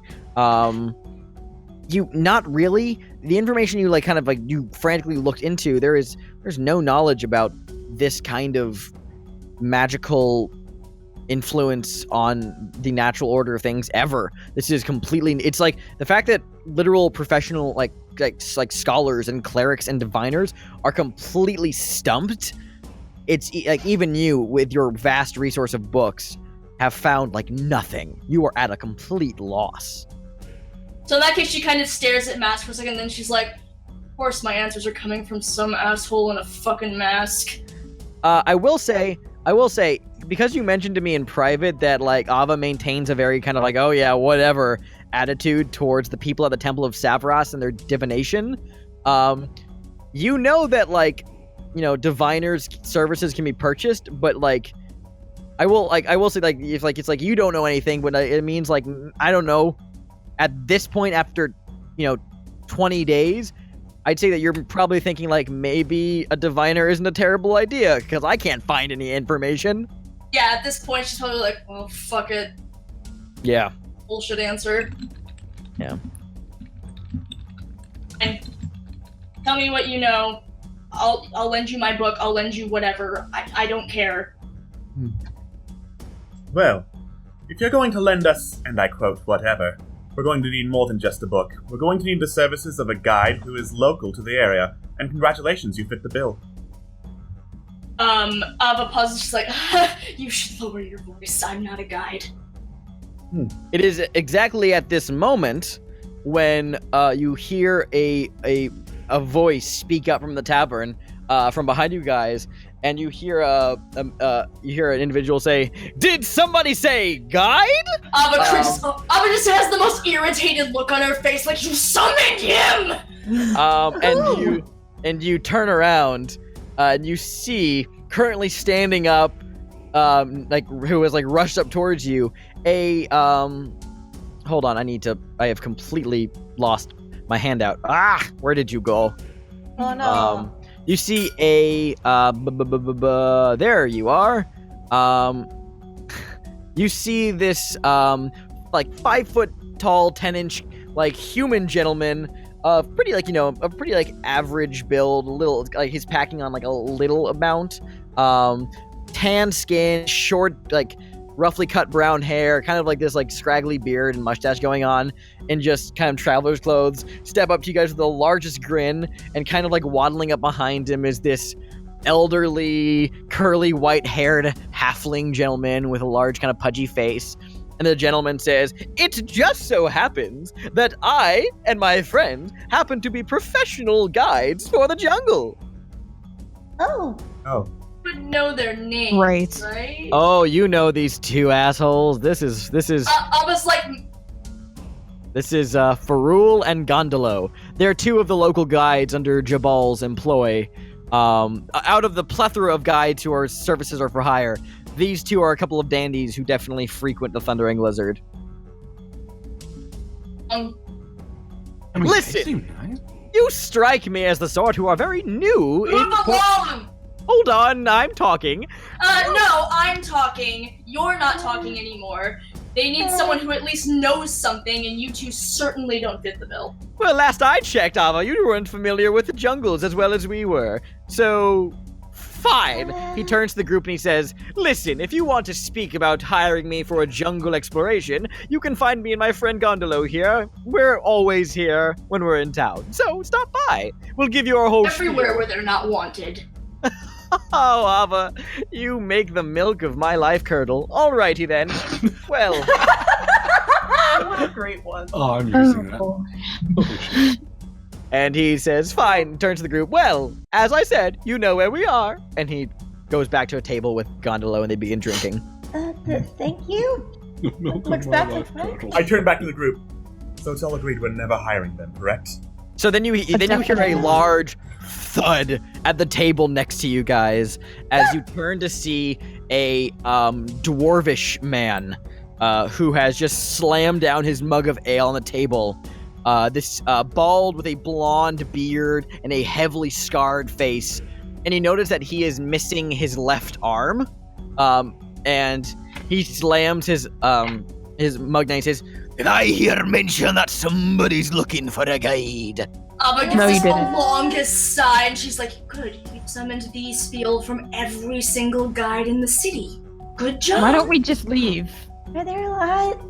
He then slams his palm down the table and leans. He looks you, Ileana, directly in the eye. One eye is wider and wilder than the other, and he looks at you and he says, Hides to the top every mountain in Chult. I know every gorge and crevice, every plateau and trail. My memory is an iron trap. I forget nothing. Trust the dwarf, I always say, because a dwarf will never steer you wrong. Fearless I am. There's no dragon, beast, or undead horror that scares me. You want a guide who runs away at the first sign of danger? No! You want a dwarf, and I'm the toughest dwarf around. Red dragon beat off my arm, yet here I stand. Takes more than a dragon to stop you, Hackenstone. At this point, can I just quickly extend a wing in between the two and try and ush Ileana to safety, I guess? Yeah. That's him, by the way. God! Jesus, yes, no. It's him. It's you, Hackenstone. Fuck. Yeah, Ileana, come on. And then he kind of leans back and calms down. Ooh. Anyway, I charge 5 gold coins a day and expect a 30-day payment up front. Best coin you'll ever spend, I promise you. If you're ever looking to discuss my hiring in more detail, I'll be here. And then he picks up his mug and begins drinking again. Just think, guys, not only could you go to your death, you could hear that accent every day until you do die. Ah! Ileana, I'm sorry. Oh, I forgot to share Farul and Gondola, by the way. Let me throw those guys up real quick. It's okay. We're going to forget them soon. Yep. Surprising. You had something to say. I hope to quickly repress. I don't think that this is worth our time to keep listening to these spiels. Perhaps we just... and come back in 5 minutes when they forget about everything. Oh. What about... Perhaps we'll even see our friend whenever we come back. Perhaps. Right. And if there are you? Well... There's us plus one more. Adequate, I guess. That sounds like roughly the right amount of people to go on a stupid death trip to the jungle. Alright, so... Okay, well, Alright, so I was gonna say, what are you guys gonna do now? Actually, I want to know, for guides, I want to know what I know about Dwarf Guy. Okay, so... Roll me. You would know just by knowing the region. Well, so the main thing is that jungle guides are they're officially work through the merchant prince Jabal. And all these guides are registered official, professional jungle guides who can get you around. You're talking about Hugh? Is that what you're looking for? Hugh. Okay. So Hugh is a very, very aggressive dwarf. But he's very much a renowned fighter, and it is true. He had a dragon bit off his arm, and he still stands tall, metaphorically speaking, because he's a dwarf. And he's very gruff, rough, and tumble. And he's led a few expeditions in the jungle, and he's very well known for just, if he gets into a fight, he's not afraid, and he will never back down. There's a rumor circulating that he might have mad monkey fever, but that who really knows for sure. He's just as certain. he's just as credible as any of the other guides in Jabal's service. About him losing his arm to a dragon, does that change, or does that always happen? Wait, what was that? Sorry. Lost his arm to a red dragon. I just want to know if this is a story he tells constantly. Oh, I mean, he includes that in every time he makes it known that I had my arm bit off, and here I stand, kind of behavior. But is it always a dragon that bit it off? Always a dragon. Alba is suspicious whether or not this actually happened. So, if he goes up to the counter and the bartender asks, what do you have to drink? He's gonna say, I'm gonna have 2 mugs of ale, and the dragon bit off the arm! Pretty much. He'll be like, give me a mug of your finest ale. I ever tell you the time a red dragon bit off my arm? Very much his personality, Ava. Goes down to the tailor. Excuse me, Ava madam. heard the story once and immediately hated him. You can just imagine him going down to the tailor saying, okay, I'd like something that slims down at the waist, covers my arm nicely, and makes everyone know that my other arm got bit off by a dragon. Yep. So, that is that. Well, since the guides have backed off, you all said you had another member, right? Yes. Since apparently I'm going all in on this incredibly stupid plan, maybe we should find this other friend of yours and discuss what we know and come up with some sort of game plan for this, again, I would like to thoroughly emphasize, incredibly stupid adventure into the stupid jungle. Tell us how you really feel. You asked. I'm really adamant about not going, even though you're going. So it's at this point that, the bartender nearby, who's just been kind of watching you guys with a quirked eyebrow, that's for the last 10 minutes, just says, so are you going to actually buy a drink or a room, or are you just here to talk? Oh. Well, we will later. We plan to reserve rooms for the night, yes. Great, How much well, are they? a room for the night? It's 5 silver pieces, miss. Oh. Yes. Okay. How much would it be for us to get, how many rooms? Well, she might turn around. How many rooms do we need? Now I can just stay on the roof. A room. I live here. Actually, I'd offer up my place to stay, but I have, and bookshelves and really no space for anybody. That's okay. Should I just get 2? I'll have 1. Do you think the 6 of us can? Do you think the 6 of us can fit in 2 rooms? I mean, as I said, I'm staying on the roof. I'm happy. The bartender chips in and says, we do have rooms with 2 beds if it helps. Yes, that does help the math. Yes. Yes. I'll get 3. Okay, 3 rooms. It'll be 15 silver pieces. How much is that in gold pieces? That is 1 gold piece and then 5 silver pieces. Okay, what if I have 2 gold pieces? How about you break down your gold into some silver as well, so we can. I don't know how that broken down is. It's for every 1 gold piece equals 10 silver pieces. Yeah. Okay. It's it's magic convenient alchemy that turns it into whatever is needed. Yes. Okay, so I have a gold piece, and how many silver pieces was it? 5. Okay, so I'll have 5 silver pieces left over. Yep. And she'll just put down the money and say, That's enough, right? Yep. Yes, it is more than that. Is exactly how much I asked for. Great, you have rooms, and he gives he tells you all like where your rooms can be found. Yep. Do you want to have anything to drink? Water, tej? What do you want? Just kind of walks up and says, all right, we're gonna fucking do this. Anyone gonna drink but me? Oh. I'll have a drink. I beg your pardon. What is tej? Tej. Oh, it's as you can see, you're new in town. Tej is a Chultan local beverage. It's a fermented honey wine. What's the bartender's name? The bartender's name is, I have it written down here somewhere. Let me double check. Where did I put that actually? Hold on. Oh no, where did you go? Hold on. Trying to find it. Ah, there it is. His name is Rindawan. Rindawan? Alright. Rindawan, just get everyone some tej. Then I'll try it. They're new here. Tej for everybody?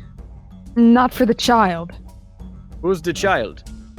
This one. Right. I point to Ileana. How old is she? How old are you? I'm 19, but I'll just have a water. Yep. You're young. Okay, well, and water. So that makes. Am I technically a child? No. Minak is only 8. No, you're a full-grown Aarakocra, so you're fine. Ah, sweetness. So. Oh yeah, I could have one as well. How much tej am I giving out here?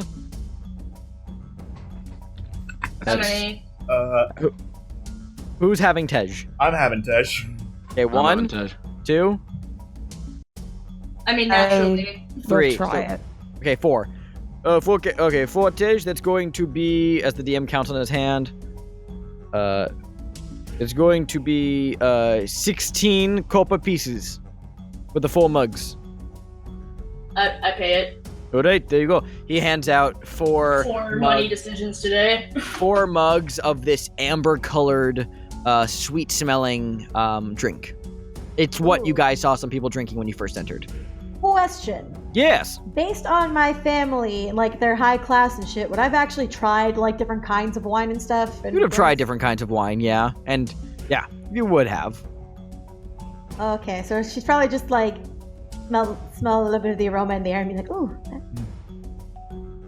very fragrant. I do this very careful practice gesture to cover up my face, but tilt just enough of my mask up to drink. Okay, like Ileana's just like genuinely like a cat seriously just kind of so right like, huh. It tastes very sweet like honey, and it does pack a little bit of a punch. It's very good. It's very delicious. All right. There you go. Great. Your rooms will be ready in like an hour, so do what you want. And then he heads down the way to go serve some of the drinks. And we're going to take a much-needed break right now. All right. Because we got caught up in a lot of roleplay right there, which was awesome. So yeah, we'll be right back, and hopefully no more than 5 minutes. So stay seated, everybody. We'll be right back. See you in a bit. Bye!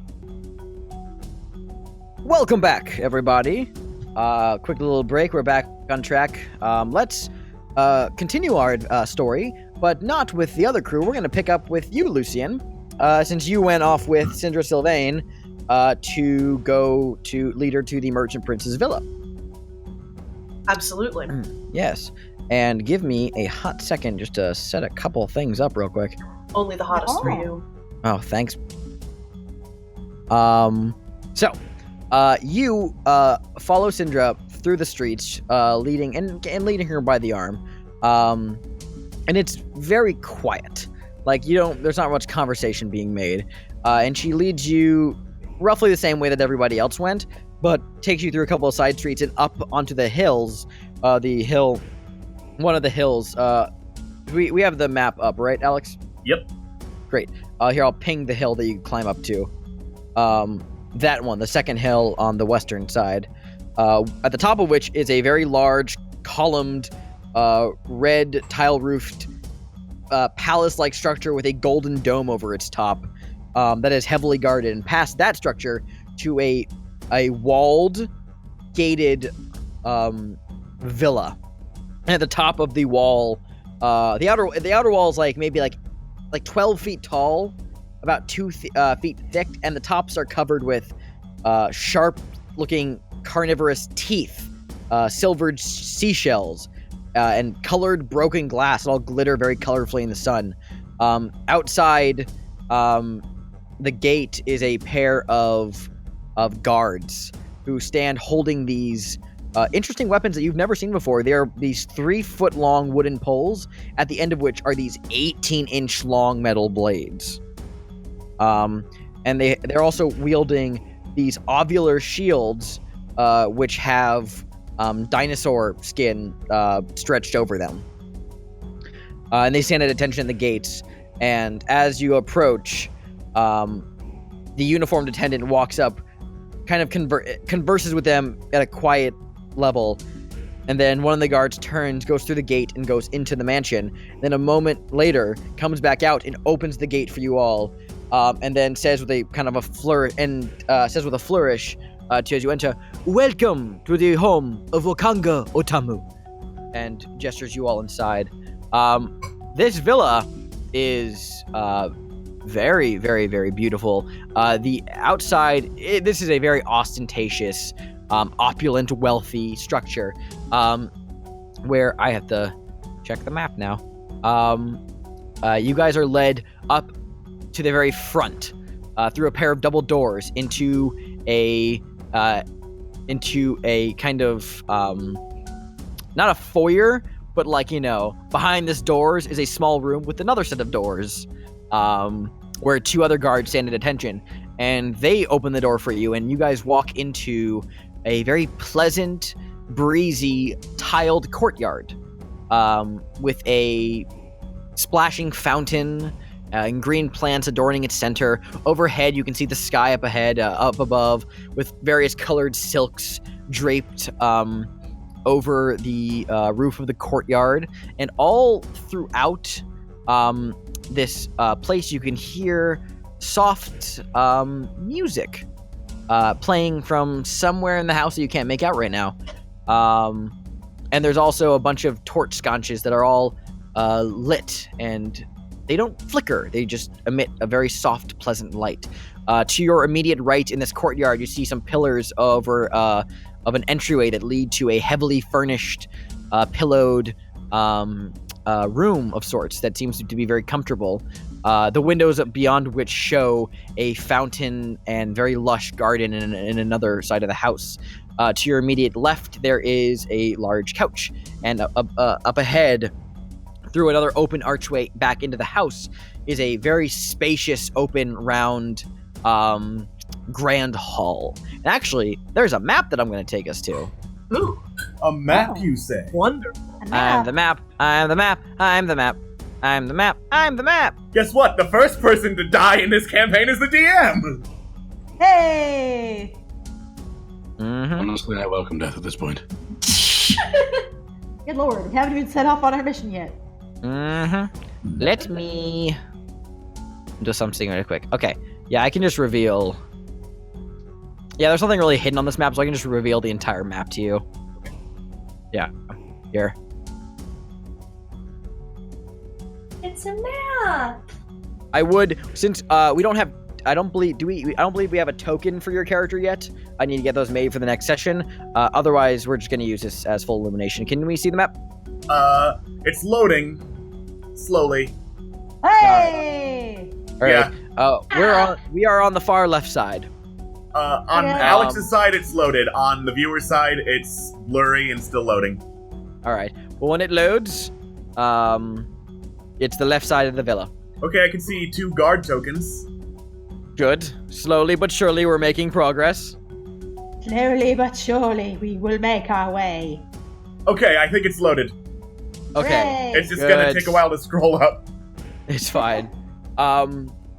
You are led by an attendant into that, to the right, that very well furnished, fluffy space where everyone is seated at pillows. You get the idea that this is a sort of waiting room.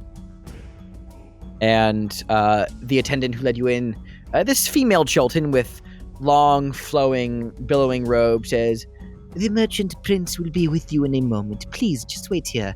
Would you like some tej to drink?" That would be quite lovely, thank you. Of course, of course.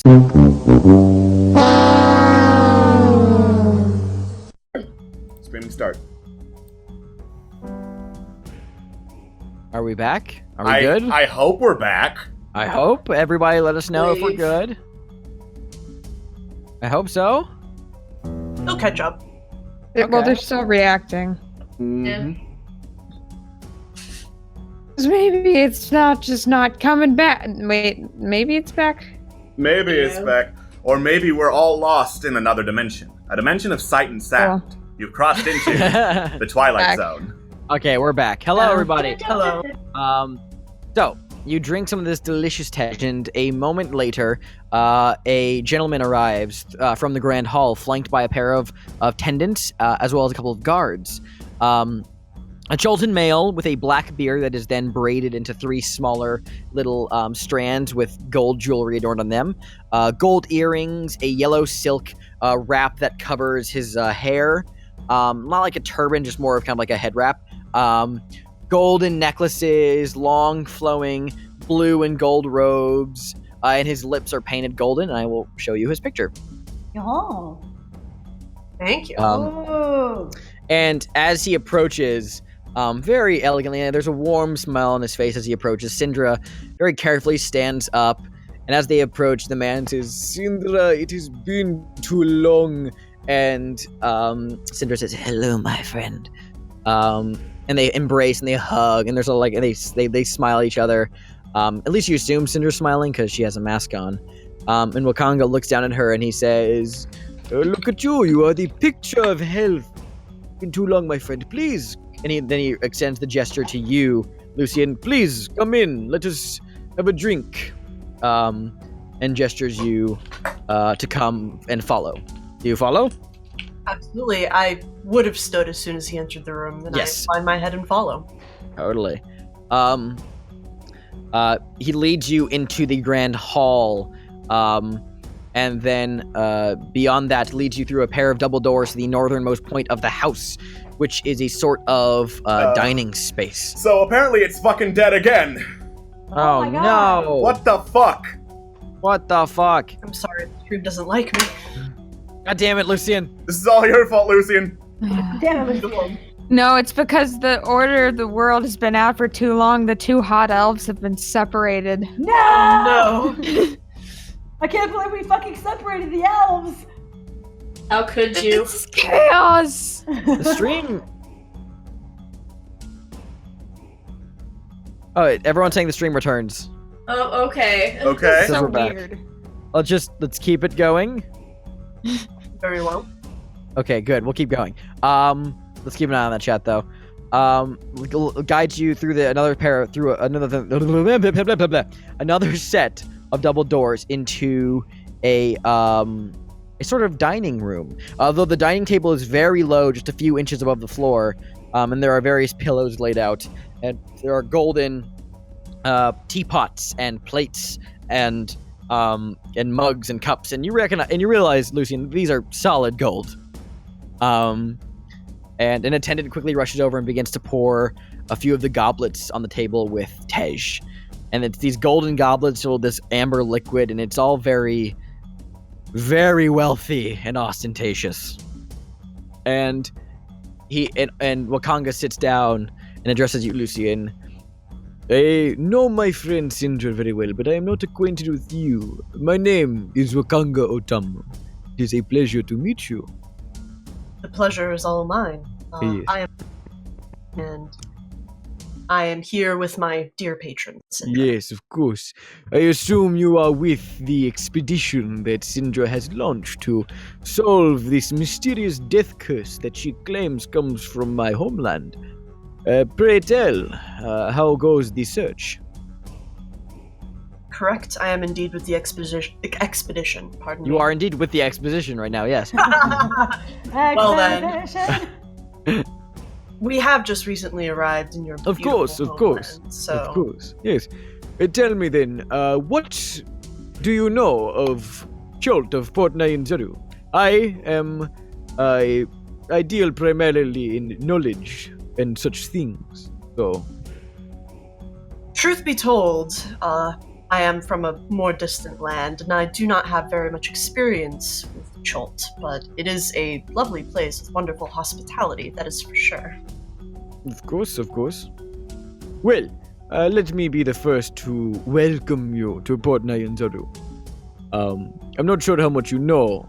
The city is ruled by 7 merchant princes, I being one of them. We each have a monopoly over various items.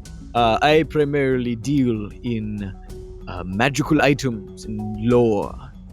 So, if you ever be needing potions or spell scrolls for any of your purposes, I would be more than happy to sell you them. Though my prices are set. Of course. This is very much appreciated, though. Thank you. Of course, of course.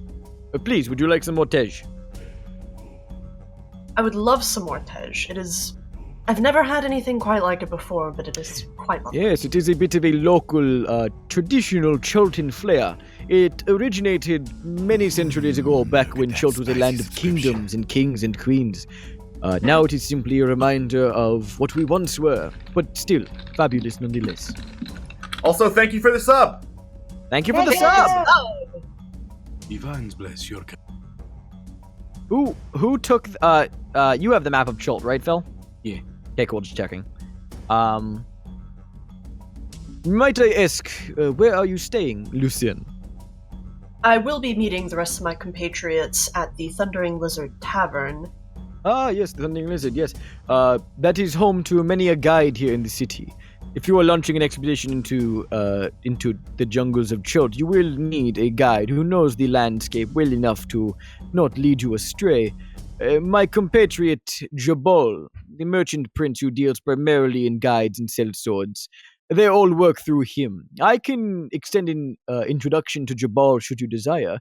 You and your friends are always welcome to come here. A friend of Syndra Sylvain is, of course, a friend of mine. Thank you very much, and I would very much appreciate an introduction to Jabal. Yeah.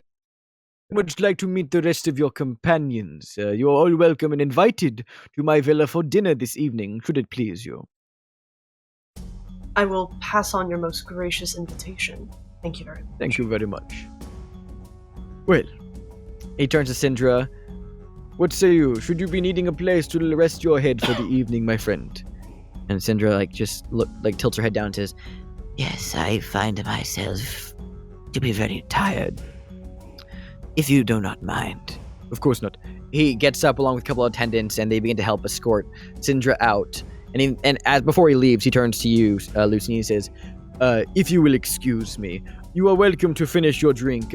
My attendants will show you out after you are done. Remember, you are always welcome in my home. My greatest thanks for your hospitality. He smiles, nods, gives a small bow, closes the door, and leaves. He says, be pleased and Uptau's blessing upon you. And he closes the door and leaves. Well, I am used to some opulence, but this is definitely something on another level entirely. Mm-hmm. Who are you talking to? The camera? Yes. Actually, I am speaking to the camera and the audience. Excuse me, will I break the fourth wall? Woo! Just do an office stare. No. I will finish my drink and I won't dally too much. I know better than to outstay my welcome, but I will definitely make note of wanting to figure out from Jabal exactly which guides are the most trustworthy, since if there's a whole system of them. Mm-hmm. Yeah. With that, I won't tarry too long, and I will be on my way as soon as I finish. Alright, great. You finish your drink, and you are escorted out of the villa by a uniformed attendant. Through the gates close behind you, and all the while, as you're leaving, everybody tells you to be pleased and Uptau's blessing be upon you. Stuff like that. You hear that name a lot, Uptau, from a lot of people. Yeah. Yeah, okay. Before I leave right away, I will ask one of the attendants just the general direction towards the Thundering Lizard. Yeah, and a couple of Chultans like point your way down into the market ward, and you find your way there, no problem. So, given the time, yeah, so it's roughly about when you guys had said, right where you guys left off when you're approaching the tavern, Lucian. Okay. Yeah. I will make my way there. However, I will keep an eye out. Would there be a chapter of Kelemvor in this city? Like, is he widespread enough that my god would be worshipped here at all? Is that something you'll ask somebody, or are you just keeping an eye out for that? I'm just keeping an eye out for it. Make a perception check. Sure. What? Rolling dice? No. Rolling What? dice? No. This game. Okay, so as you walk through the various streets, you keep an eye out for anything of any, recognizable iconography of Kelemvor or of that similar, pantheon of faith of relating to the dead. You don't really see anything by the time you reach the Red Bazaar, so you haven't seen anything. I can just ask someone at the tavern. Yeah. Sure. Yeah, sure. With that, I suppose I will enter the tavern and attempt to make contact with my compatriots. Yeah, easy enough. As you walk into the tavern, sure enough, you do see the whole group of your friends now clustered about this Tortle individual at the back end of the Thundering Lizard. I'll just make my way over. I won't really say anything. I've never really seen a turtle before, so that is... Yeah, no. But... Sure, I'm sure they're getting information out of the locals. But yes, I'll approach and I'll make myself known. All right. You guys see as Lucian approaches. Welcome back. We were starting to worry. Did you make it okay? Oh, absolutely. We are actually invited to dinner with the host, one of Syndra's friends, her gracious host, Wakanga. So, it would definitely be worthwhile to attend. That's for sure. It's worth noting that it's worth noting that it's only maybe 2:30 by now. It's not even. It's only been about a couple hours. Yeah. And yeah, Ava just chips in right now. Wait, with Wakanga? Yes. Who do you people know? Just a few people here and there. Our patron has tell you that we had good sources. You did. I believe it now. I've got some proof. That's now why on earth would surprising. you find me untrustworthy? The mask, maybe it's your charming demeanor, maybe it's your incredibly stupid hair. I don't know. Lipswater. Shots fired. Good God. Oh, ow. Ooh. I'm Lucian, by the way. Pleasure to meet you. Ava, nice to meet you. Ava, I guess they shake. I guess shaking might be kind of awkward. She's got big old claws. No, I'll just nod at you then. Ava's actually from Chult. I live here. Yes. Yeah. Are you the sixth member of this incredibly stupid adventuring party then? Absolutely. But so willingly, I kind of admire that. Why do you keep on saying it like that? Because the jungle's a dangerous place, and most people don't come back. Except for the guides. The guides come back. It's a scam. Well, I used to live in the forest, and it's just as dangerous as any jungle could be, so we'll see about that. I've got some stuff, and I've got maps and shit. We might be okay. Ava, a Chultan couple at a nearby table lean in toward you, and you recognize them not as anyone that you really particularly spend time with at all, obviously, but you recognize them as a couple of people you've seen around and maybe have had a conversation once or twice with. They're more Mia's friends than your friends.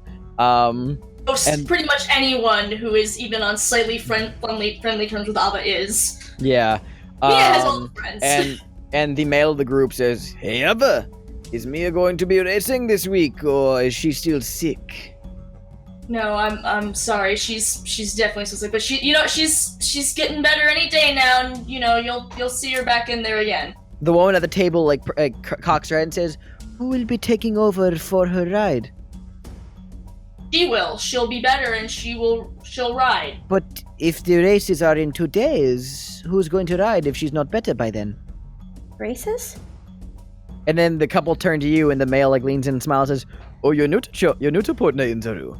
Well, yes, one of the main features here in the city is our weekly dinosaur races." Freckles. My girlfriend races in them. She's real good. She's real good. But, then the woman says, Didn't she lose the last 3 bouts? wait. She's perfect at everything she's ever done. Oh.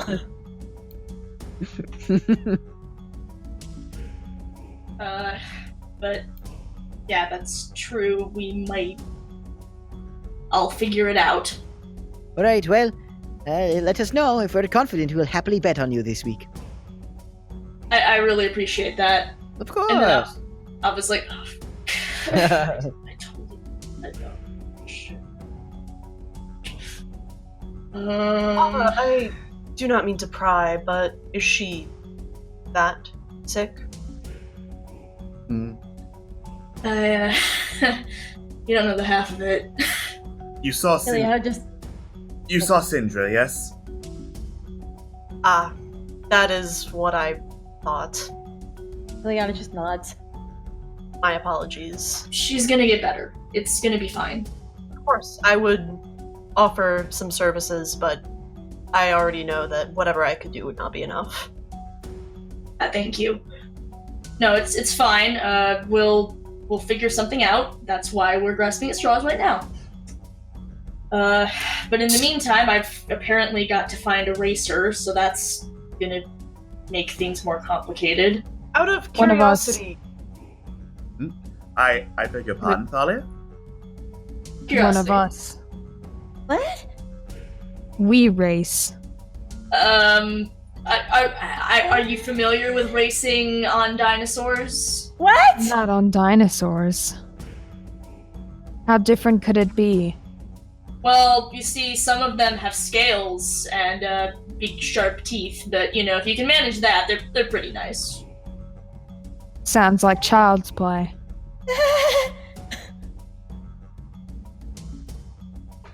What was your name again? Lucian. Lucian? What? I was talking to Thalia. Sorry. Yeah. What's your name, Thalia? Your name, Thalia, yes. Sorry, I've actually come to think. No, I thought that Lucian had something to say. Oh, I was going to ask Abba what exactly would happen if nobody took her girlfriend's place. Good question, DM. What would happen? I don't actually know. No one would ride that dinosaur for that week. Simple as that. It's not like a life or death situation. It's just that if no one's there to take over the reins of that dinosaur is forfeited from that race, and that means you lose a bit of profit from that. Yeah, and we need the money because right now I'm not making a lot since I'm kind of busy running around trying to figure out how to heal my sick girlfriend. And you spent money on a book. Okay, thank you. Sorry. Yeah. And by the way, my name is Thalia. Thank you. Alright, sure, why not? You want to race on a dinosaur, be my guest. I mean, what could it hurt at this point? What is it? What's up, kiddo? I mean, I guess that gives us time to get our preserves in order. And we could earn a little extra money on the side. Oh, indeed. I'm sitting in That'd be the good. room for a few days, then. I can go up and pay for it. Abba, quick question since you're from the area. Are there any churches or temples of death deities? Good question, DM. Well, as we have discussed previously, there are we have Previously. Temple of Savarus, right? Savarus. Okay, so there are no death deities temples in Port Nyanzaru. There is Savarus soon. Joaquin, and I forgot to mention one to you. It was actually there's Tamora, which is in Malar's throat, which is where you live. Yeah. But there is not a temple to any death god here in Port Nyanzaru. No. There's Looking Lucine up and down, he definitely strikes you as somebody who belongs at the Temple of Soon, though. Yeah. Like, well, it's not quite what you're looking for, but Soon might be up your alley. Okay, thank you. I'll have to ask you for directions later. It's nice to touch base. Yeah. And you could also go to the Temple of Savras, or, the Temple of Bullshit, as I like to call it. They don't go there. Anything useful. And what exactly do they deal in? Wizards, divination, it's nothing. It's not really. Half the time they're wrong. Go and ask if it's gonna rain, and it doesn't rain. Go in, so they tell you it's gonna be sunny, it's not sunny. Go in, they tell you you've got grand fortune coming your way, and you'll get, hit by a cart. They're not good at their job. You get divinations done regularly? Well, I know a lot of people, regrettably. Ah, of course. Well, thank you. I will make my rounds.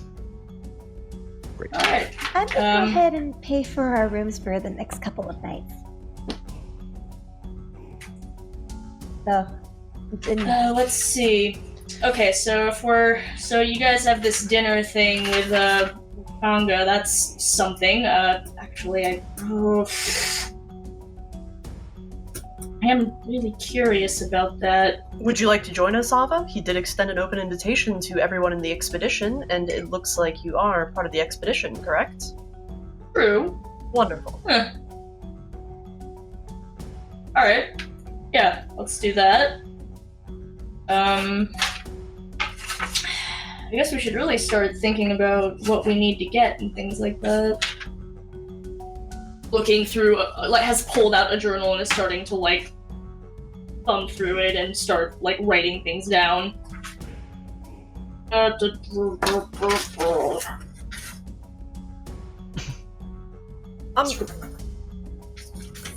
Thalia, do you race things often? You were quick to volunteer. Well, I don't want to discuss that yet. Oh, forgive me. I was just wondering if you rode. It's always good to know. Well, hobbies when living in the middle of the woods. Alright. You know, the fun thing with Lucy is I can't tell what is an innuendo and what isn't. Right? Well, now I see it that way, and... I will have you know that I am only speaking with the purest of intentions. Good. We have G13 after all. Yes. I actually have a small question. Yes. For TM. So as Ileana is paying for the rooms for the extra couple nights, are the guides still over there? Hugh Hack, the dwarf, and the two. I mean, yeah, they're still there drinking, at their different tables. They're around. Okay, because Along Ileana with, might want to ask them about something. Yeah, by all means, they're currently there right now. It is going on 3. It's still happy hour. Yeah. Okay. So just a quick question of how long have you been in Chult?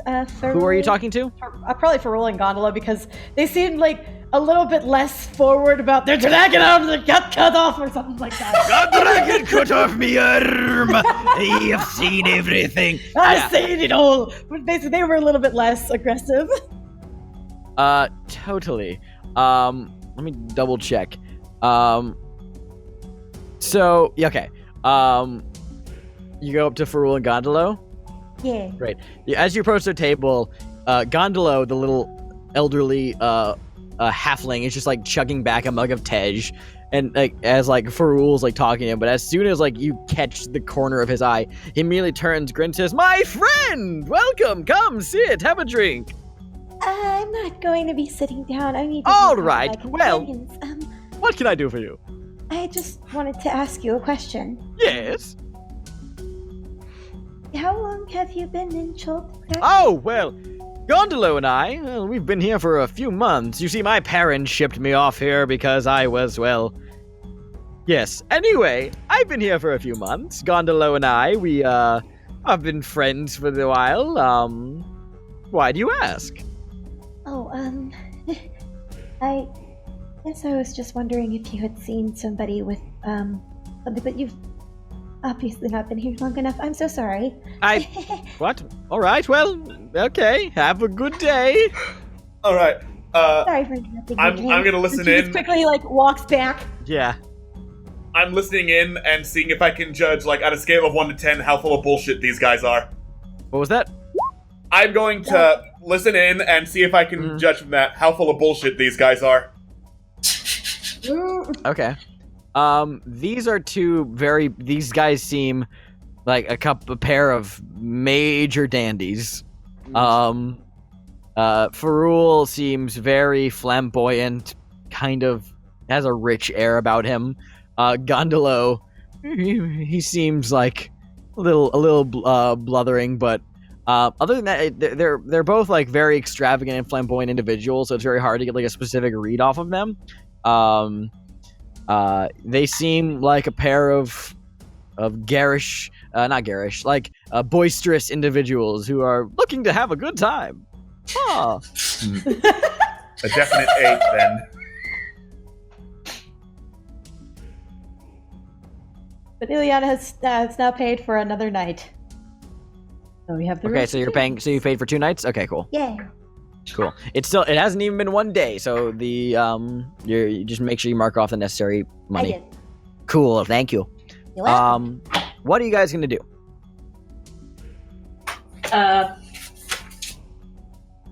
Well,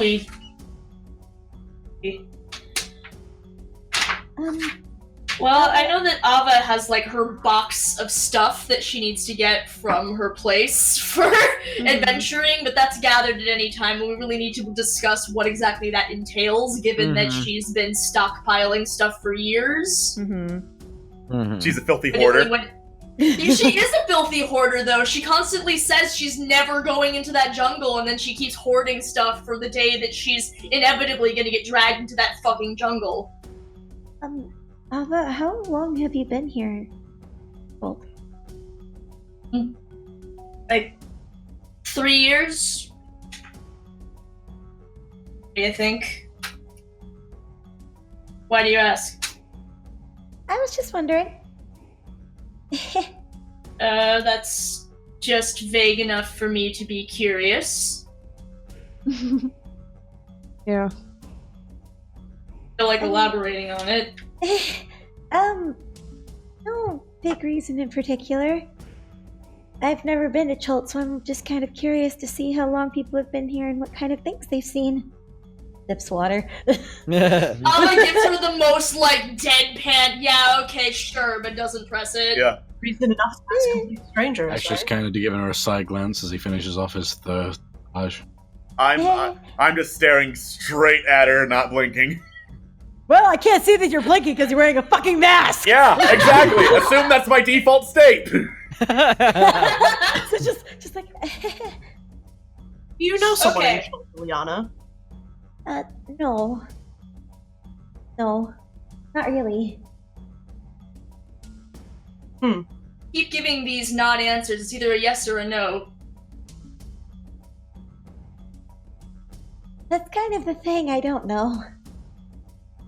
So you are looking for someone? Yes. Oh, alright. Well then. That wasn't too hard, was it? She kind of gives that sort of like you want a yes or no answer, so I'm going to answer with a no. Well, there you have it. I figure if we're going to be traveling through exotic jungles and, tangling with dangerous fauna, then we might as well be able to be level with one another, right? Oh, of course. Right. It's about It's now. the guy with a mask. It's about now that a figure who was who has been kind of a face in the crowd, approaches you guys. This pale-skinned, half-elven woman with a tumble of kind of curly blonde hair that drapes over her shoulders, wearing a blue cloak, and over her shoulder is what looks to be like a small red dragon, not necessarily of it, that's what it looks like. Also, her bits of her skin, mostly like directly under her eyes, are her kind of glints in an odd pattern that you realize is kind of like a thin sheen of scales underneath her eye, like beneath, like around the skin around her eyes. As she approaches the table that you guys are currently crowded around, she says, "I am terribly sorry. I do not wish to disturb you. I simply overheard you across the room. I heard you are mounting an expedition into the jungles of Chult." Yeah, what of it? About it? Yes, my name is Zendala. This, and she gestures to the draconic-looking creature on her shoulder. This is my pet pseudo-dragon, Summerwise. And there's her picture. Ooh, I love her already. She's so pretty. I was wondering, perhaps then, if an able group of adventurers as yourself might be able to help me. What's wrong? With what? I'm looking for my father. Mother, Yes. would I recognize her? Make a wisdom check, just a straight wisdom check. Boop.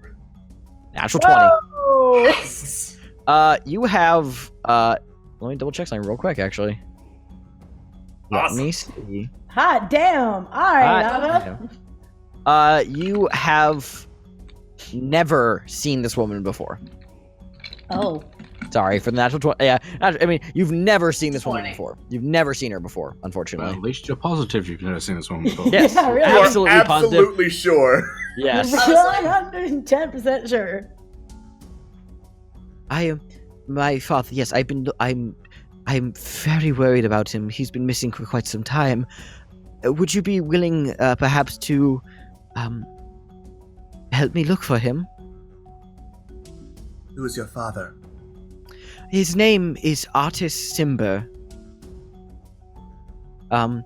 I've gone to the diviners at the Temple of Savris, but he has not been able to be found using magic. The last thing I heard was that he had left the city with a reptilian man who doesn't talk and smells funny. That's all I heard.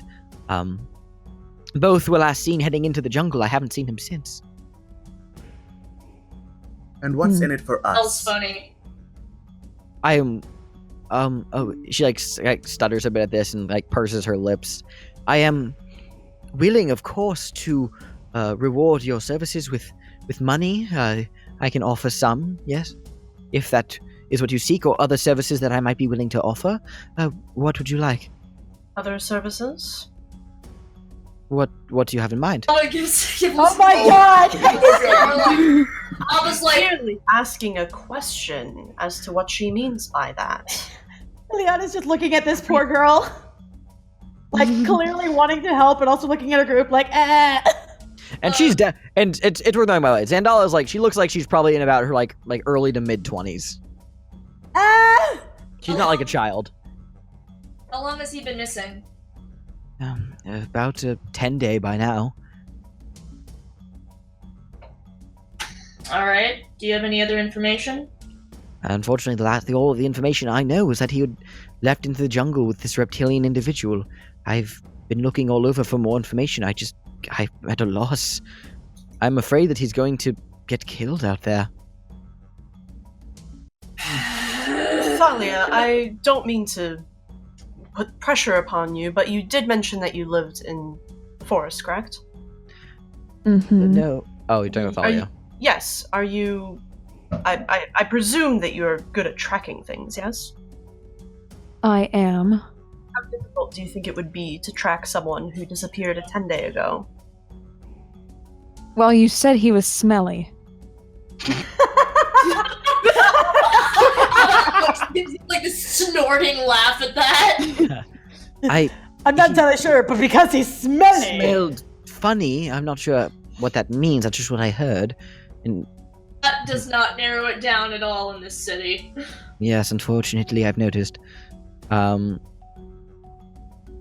I'm not asking to come with you if you're going on an expedition. I don't want to be a burden to any of you. I'm just simply asking that if you find any information out about where he might be, I will be staying here in the city. I'm staying at Kaya's House of Repose. I simply came over here for a few drinks and maybe to find some adventurers such as yourselves. But I will be in the city for as long as it takes to find my father, Artis. If you find any information, please, I will be there. I would love to hear anything you have. We'll consider it. Thank you. That is all I ask for. You are truly a gentleman. And I just keep staring at her until she leaves. Ileana's gonna like nod at Zendal and just be like, of course. With like a very like reassuring smile. I'll Ava is see if giving I can Mask track the him. most judging look. Just like, stare. And Zendala says, yes, well, a good day to all of you. It has been a pleasure to meet you. I will be taking my leave now. Thank you so much. And she heads out of the tavern. Ileana just kind of watches as she leaves. Ava. Just DM question real quick. Who's Yes. taking notes? I've been taking notes. I'm taking Good. a couple. Good, just I'm making taking sure. notes too. Taking Just in. making sure. Ava, have you ever seen Yes. this woman before? No. Good. That gives me all the information I need. Don't trust her. What? Nothing she says adds up. She speaks like a native, but she has not been seen by our friend Ava here, which means she's not She from was here. not speaking. Sorry, she was not speaking in a Chultan accent. Okay. No, she wasn't. I slipped what you I- a little bit at the end. What I meant but- was she speaks like she's been in Chult for okay. a while. Gotcha. Mm-hmm. The impression I got. Okay, well, I mean, okay. Well, I will say this. I will add this one thing onto it. You have, when I said you've never seen her before, I double-checked information. You may, like, with a natural 20, you've seen her face in a crowd, like, maybe 3 days ago. But that's, like, it. Okay. But she's not, like, a local or anything. She's definitely new in town, and that's what I meant by you've never seen her before. But, like, with a natural 20, you saw her face, like, once in a crowd. People wander through this city all the time. They're always looking for something, and somehow. I still say don't trust her. Not often you see someone with a pet pseudo-dragon, that's for sure. I think it wouldn't An help. eye to out just- won't hurt. True. Not like I'm really going to be putting any And if large we- effort into it. And if we do find anything, it's all gain and no loss, right? Crap. Indeed. Well, it's not like we have to put actual effort into finding them. It's just if we do find them along the way. Fair. Pity. Should have gotten the name of her source. Oh well. Sounded like she didn't have one. Reptilian, doesn't talk, smells funny, and Ava like counts these off on her fingers, writes it down. Mm-hmm. Wow, that just for days and never find something like that and never find anything specific. Oh well, we'll keep it in mind. Sorry, I'm speaking for everyone here. That is incorrect of me. Let's see here. Let's make a list. What? And Ava just immediately just pulls out more papers and starts writing them down. Do any of you have any idea what it is that we... Do any of you have any ideas as to what you think we need to be getting together for this ridiculous quest? Oh, of course. Mortage. Give me some details so I can put it on this list. Ava taps her quill against the paper very pointedly. Well, Ariana is zoning out. Did I notice anything other than food that was being sold in the Red Bazaar as I was walking through there? The Red Bazaar was exclusively dealing in vegetables, fruits, kind of like daily goods. Let me here. I'll just for posterity though, I will check the red bazaar description just to be sure. Okay. Yes, that is area 18. All right, let me scroll down there real quick.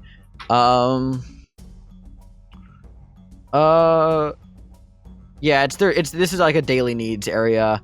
It's locally produced meat, vegetables, fruit. There was also booths that sold light tropical clothing. There was a booth that was selling insect repellent and a booth that was selling rain catchers. Well, for one, insect repellent and the rain catchers. Unless, we want to die of exposure.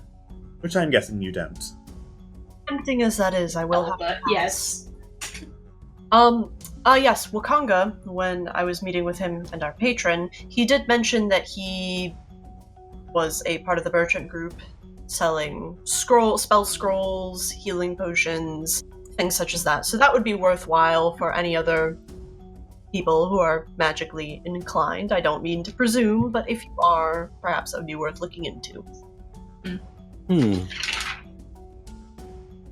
Oh, we're going to use magic. What? I don't need magic. That's true. Is anyone here magically inclined? That's worth writing down. I don't actually know anything about all of you, and I'm realizing the more I think about it, this is a terrible idea, but let's just roll with it. I didn't mean to actually click on that. I was going to click it for more information. Well, there you got your more information. Thank you. Why not actually using it, guys? All right. Does anyone have any good idea? Shh. Lay on hands to silence you. Ileana just suddenly shoves her hand over Abba's face. Ileana's convinced do you mind? I'm worrying about this woman's dad. So she's like just kind of staring at her glass. I can cast a few spells here and there. All right. I'm magically inclined. I know a thing or two about magic. Mainly bardic kind of stuff. Mainly academics, to be honest, but yeah. Curious at academics. Intrigued! So, spell scrolls. We're going to need to talk to... Oh, where on earth is it in my notes here? We're gonna have to buy a pass to actually get into the jungle, otherwise it's illegal for us to even go in there. I'm glad I wrote these notes. Oh, yeah. I'm glad I wrote these notes in a way that I know what's going on. There it is. Okay, so Jabal, he's one of the merchant princes. One of the many gilded assholes who run this city. Wakanga aside, he has books. I can accept that. But Jabal, he has guides. He's got some sell swords. But anyway, he has this Flaming Fist mercenary company. He doesn't have the Flaming Fist mercenary company. The Flaming Fist company is its own independent entity outside of the city. It's not tied to the merchant princes. So they're just a bunch of assholes just deciding it's illegal without any basis. Yep. They came in a while ago, and they've just been charging money for people to go out into the jungle, and you gotta buy a charter from them, otherwise we get fucked. I'm sorry. Did you say the Flaming Fist? That is a most unfortunate name. Who came up with that? I'm wondering that myself. Yeah. Who woke up one day and decided, I know what the best name for my crew of mercenaries is going to be. That'll strike fear into the hearts of man. The Flaming Fist. Papa just snorts very loudly.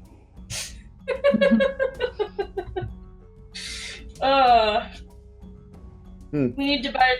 It's a pain, but I think we're better off buying a charter from them because it's just not worth the trouble. Honestly, without seeing all of the markets in this place, I wouldn't be sure where to start, so how about we start by looking through and seeing what catches our fancy? That's probably wise. True. And I do need to stop by a few temples to ask a few questions. I need to go back to my place. I need to speak with Mia, and also I need to get my stuff so at least we can keep stock of what we've already got.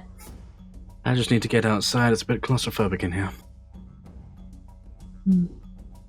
All right, so you guys begin kind of assembling your rough list of how you guys are going to spend the rest of your first day here in Port Nyanzaru. You all have another round of Tej, for those of you who are drinking it. And with your day, the rest of your day set about, you guys leave the Thundering Lizard and head out into the bustling, busy streets of under the hot, early evening sun of Chult, in pursuit of your various tasks and looking for a place to begin. That is where we will close the first session. Yay! Yay! We did it! We did it! We did it! We did it! Yay! Val, we did That's it! the second door reference. Yep, and they're gonna keep coming. Disgusting. Hello, it's me, Dorathamp Kadarm. Are we going to go on an adventure? Pretty much. Great! Pretty much. Pretty much. Rolling to fucking kill myself. Oh my god. Does that hit your AC? Nope. Nope. So you're just smacking your head into the table inefficiently. Great first session, you guys. That was a lot of fun. Yeah. All right, you guys. Well, we're going to close out this first session. Thank you guys so much for watching. If you're watching on YouTube, remember every time we do live streams, we do a post show afterwards. So for those of you watching on the stream, stick around for that. We'd love to hang out and chat with you guys. But from the bottom of my heart, thank you guys so much for joining us. I'm so excited to be starting this new Tomb of Annihilation campaign. It's going to be a lot of fun. And I didn't kill anybody this first game. I deserve an award. Yay! Here, the cheat, have a trophy. I'm so proud. I didn't even roll any dice. Actually, because this game is so very colorful, and I want to include this in the main game, I want to start doing a kind of NPC award. I want to address you guys of what you guys' like favorite like kind of character that you've run into so far. The dwarf. The dwarf. Yeah. The dwarf. I don't know. I really like it. I mean, I would hand you a trophy, but my arm got bitten off by a fucking dragon. I suppose the dragon got a trophy, and the trophy was my arm. I'm willing to accept this trophy, but unfortunately I can only hold it with one arm, on account of the other being bitten off by a dragon. And my other favorite was also I already forgot her name, but it's in my notes, but I closed my notes. The girl with the dragon, because she's hot. Zendala. And what can I say? Zendala. I already love her too. What can I say? Immediately. She pretty. Yeah, she has a freaking pseudo dragon. Hot girl with a dragon, like what's not to like? Does she have a tattoo? How do you think? No, why do but you she think has Game of scales. Thrones is doing so well? All the death and good shit. reference. No, it's the Good fucking reference. girl with the dragon. Her scales are pretty much like the ultimate like eyeshadow, honestly. Right? So yeah, I technically need that to would make make her her get the girl with the dragon tattoo. Hey! Yeah. No, Hugh Hackenstone is a really beloved NPC of mine, just because like when I'm running this game for my group, like Hugh Hackenstone, like I kind of was like, oh, I'll just do like I'm gonna do a typical one of my bad Scottish accents I do, but it came out as this kind of really intense voice, and I'm like, oh, I I'm love that whole sticking with this interaction, and it one. was just like, And it's like you're yelling perfect. at Ilyana while Ilyana's like small screaming at him, like, ah! Like I actually like squeeze one of my eyes shut, kind of like he does in this picture when I talk like you. Yeah, so I'm like, I have a lot of fun voicing him. Anyway, man, I'm so excited to continue this game. So we'll be back next time. Stay tuned for next Friday for either Discord Murder Party or Cannibal Conspiracy. Most likely Cannibal Conspiracy. And yeah, we love you guys. Thank you so much for watching. We'll see you next time. Bye. Get out of my stream!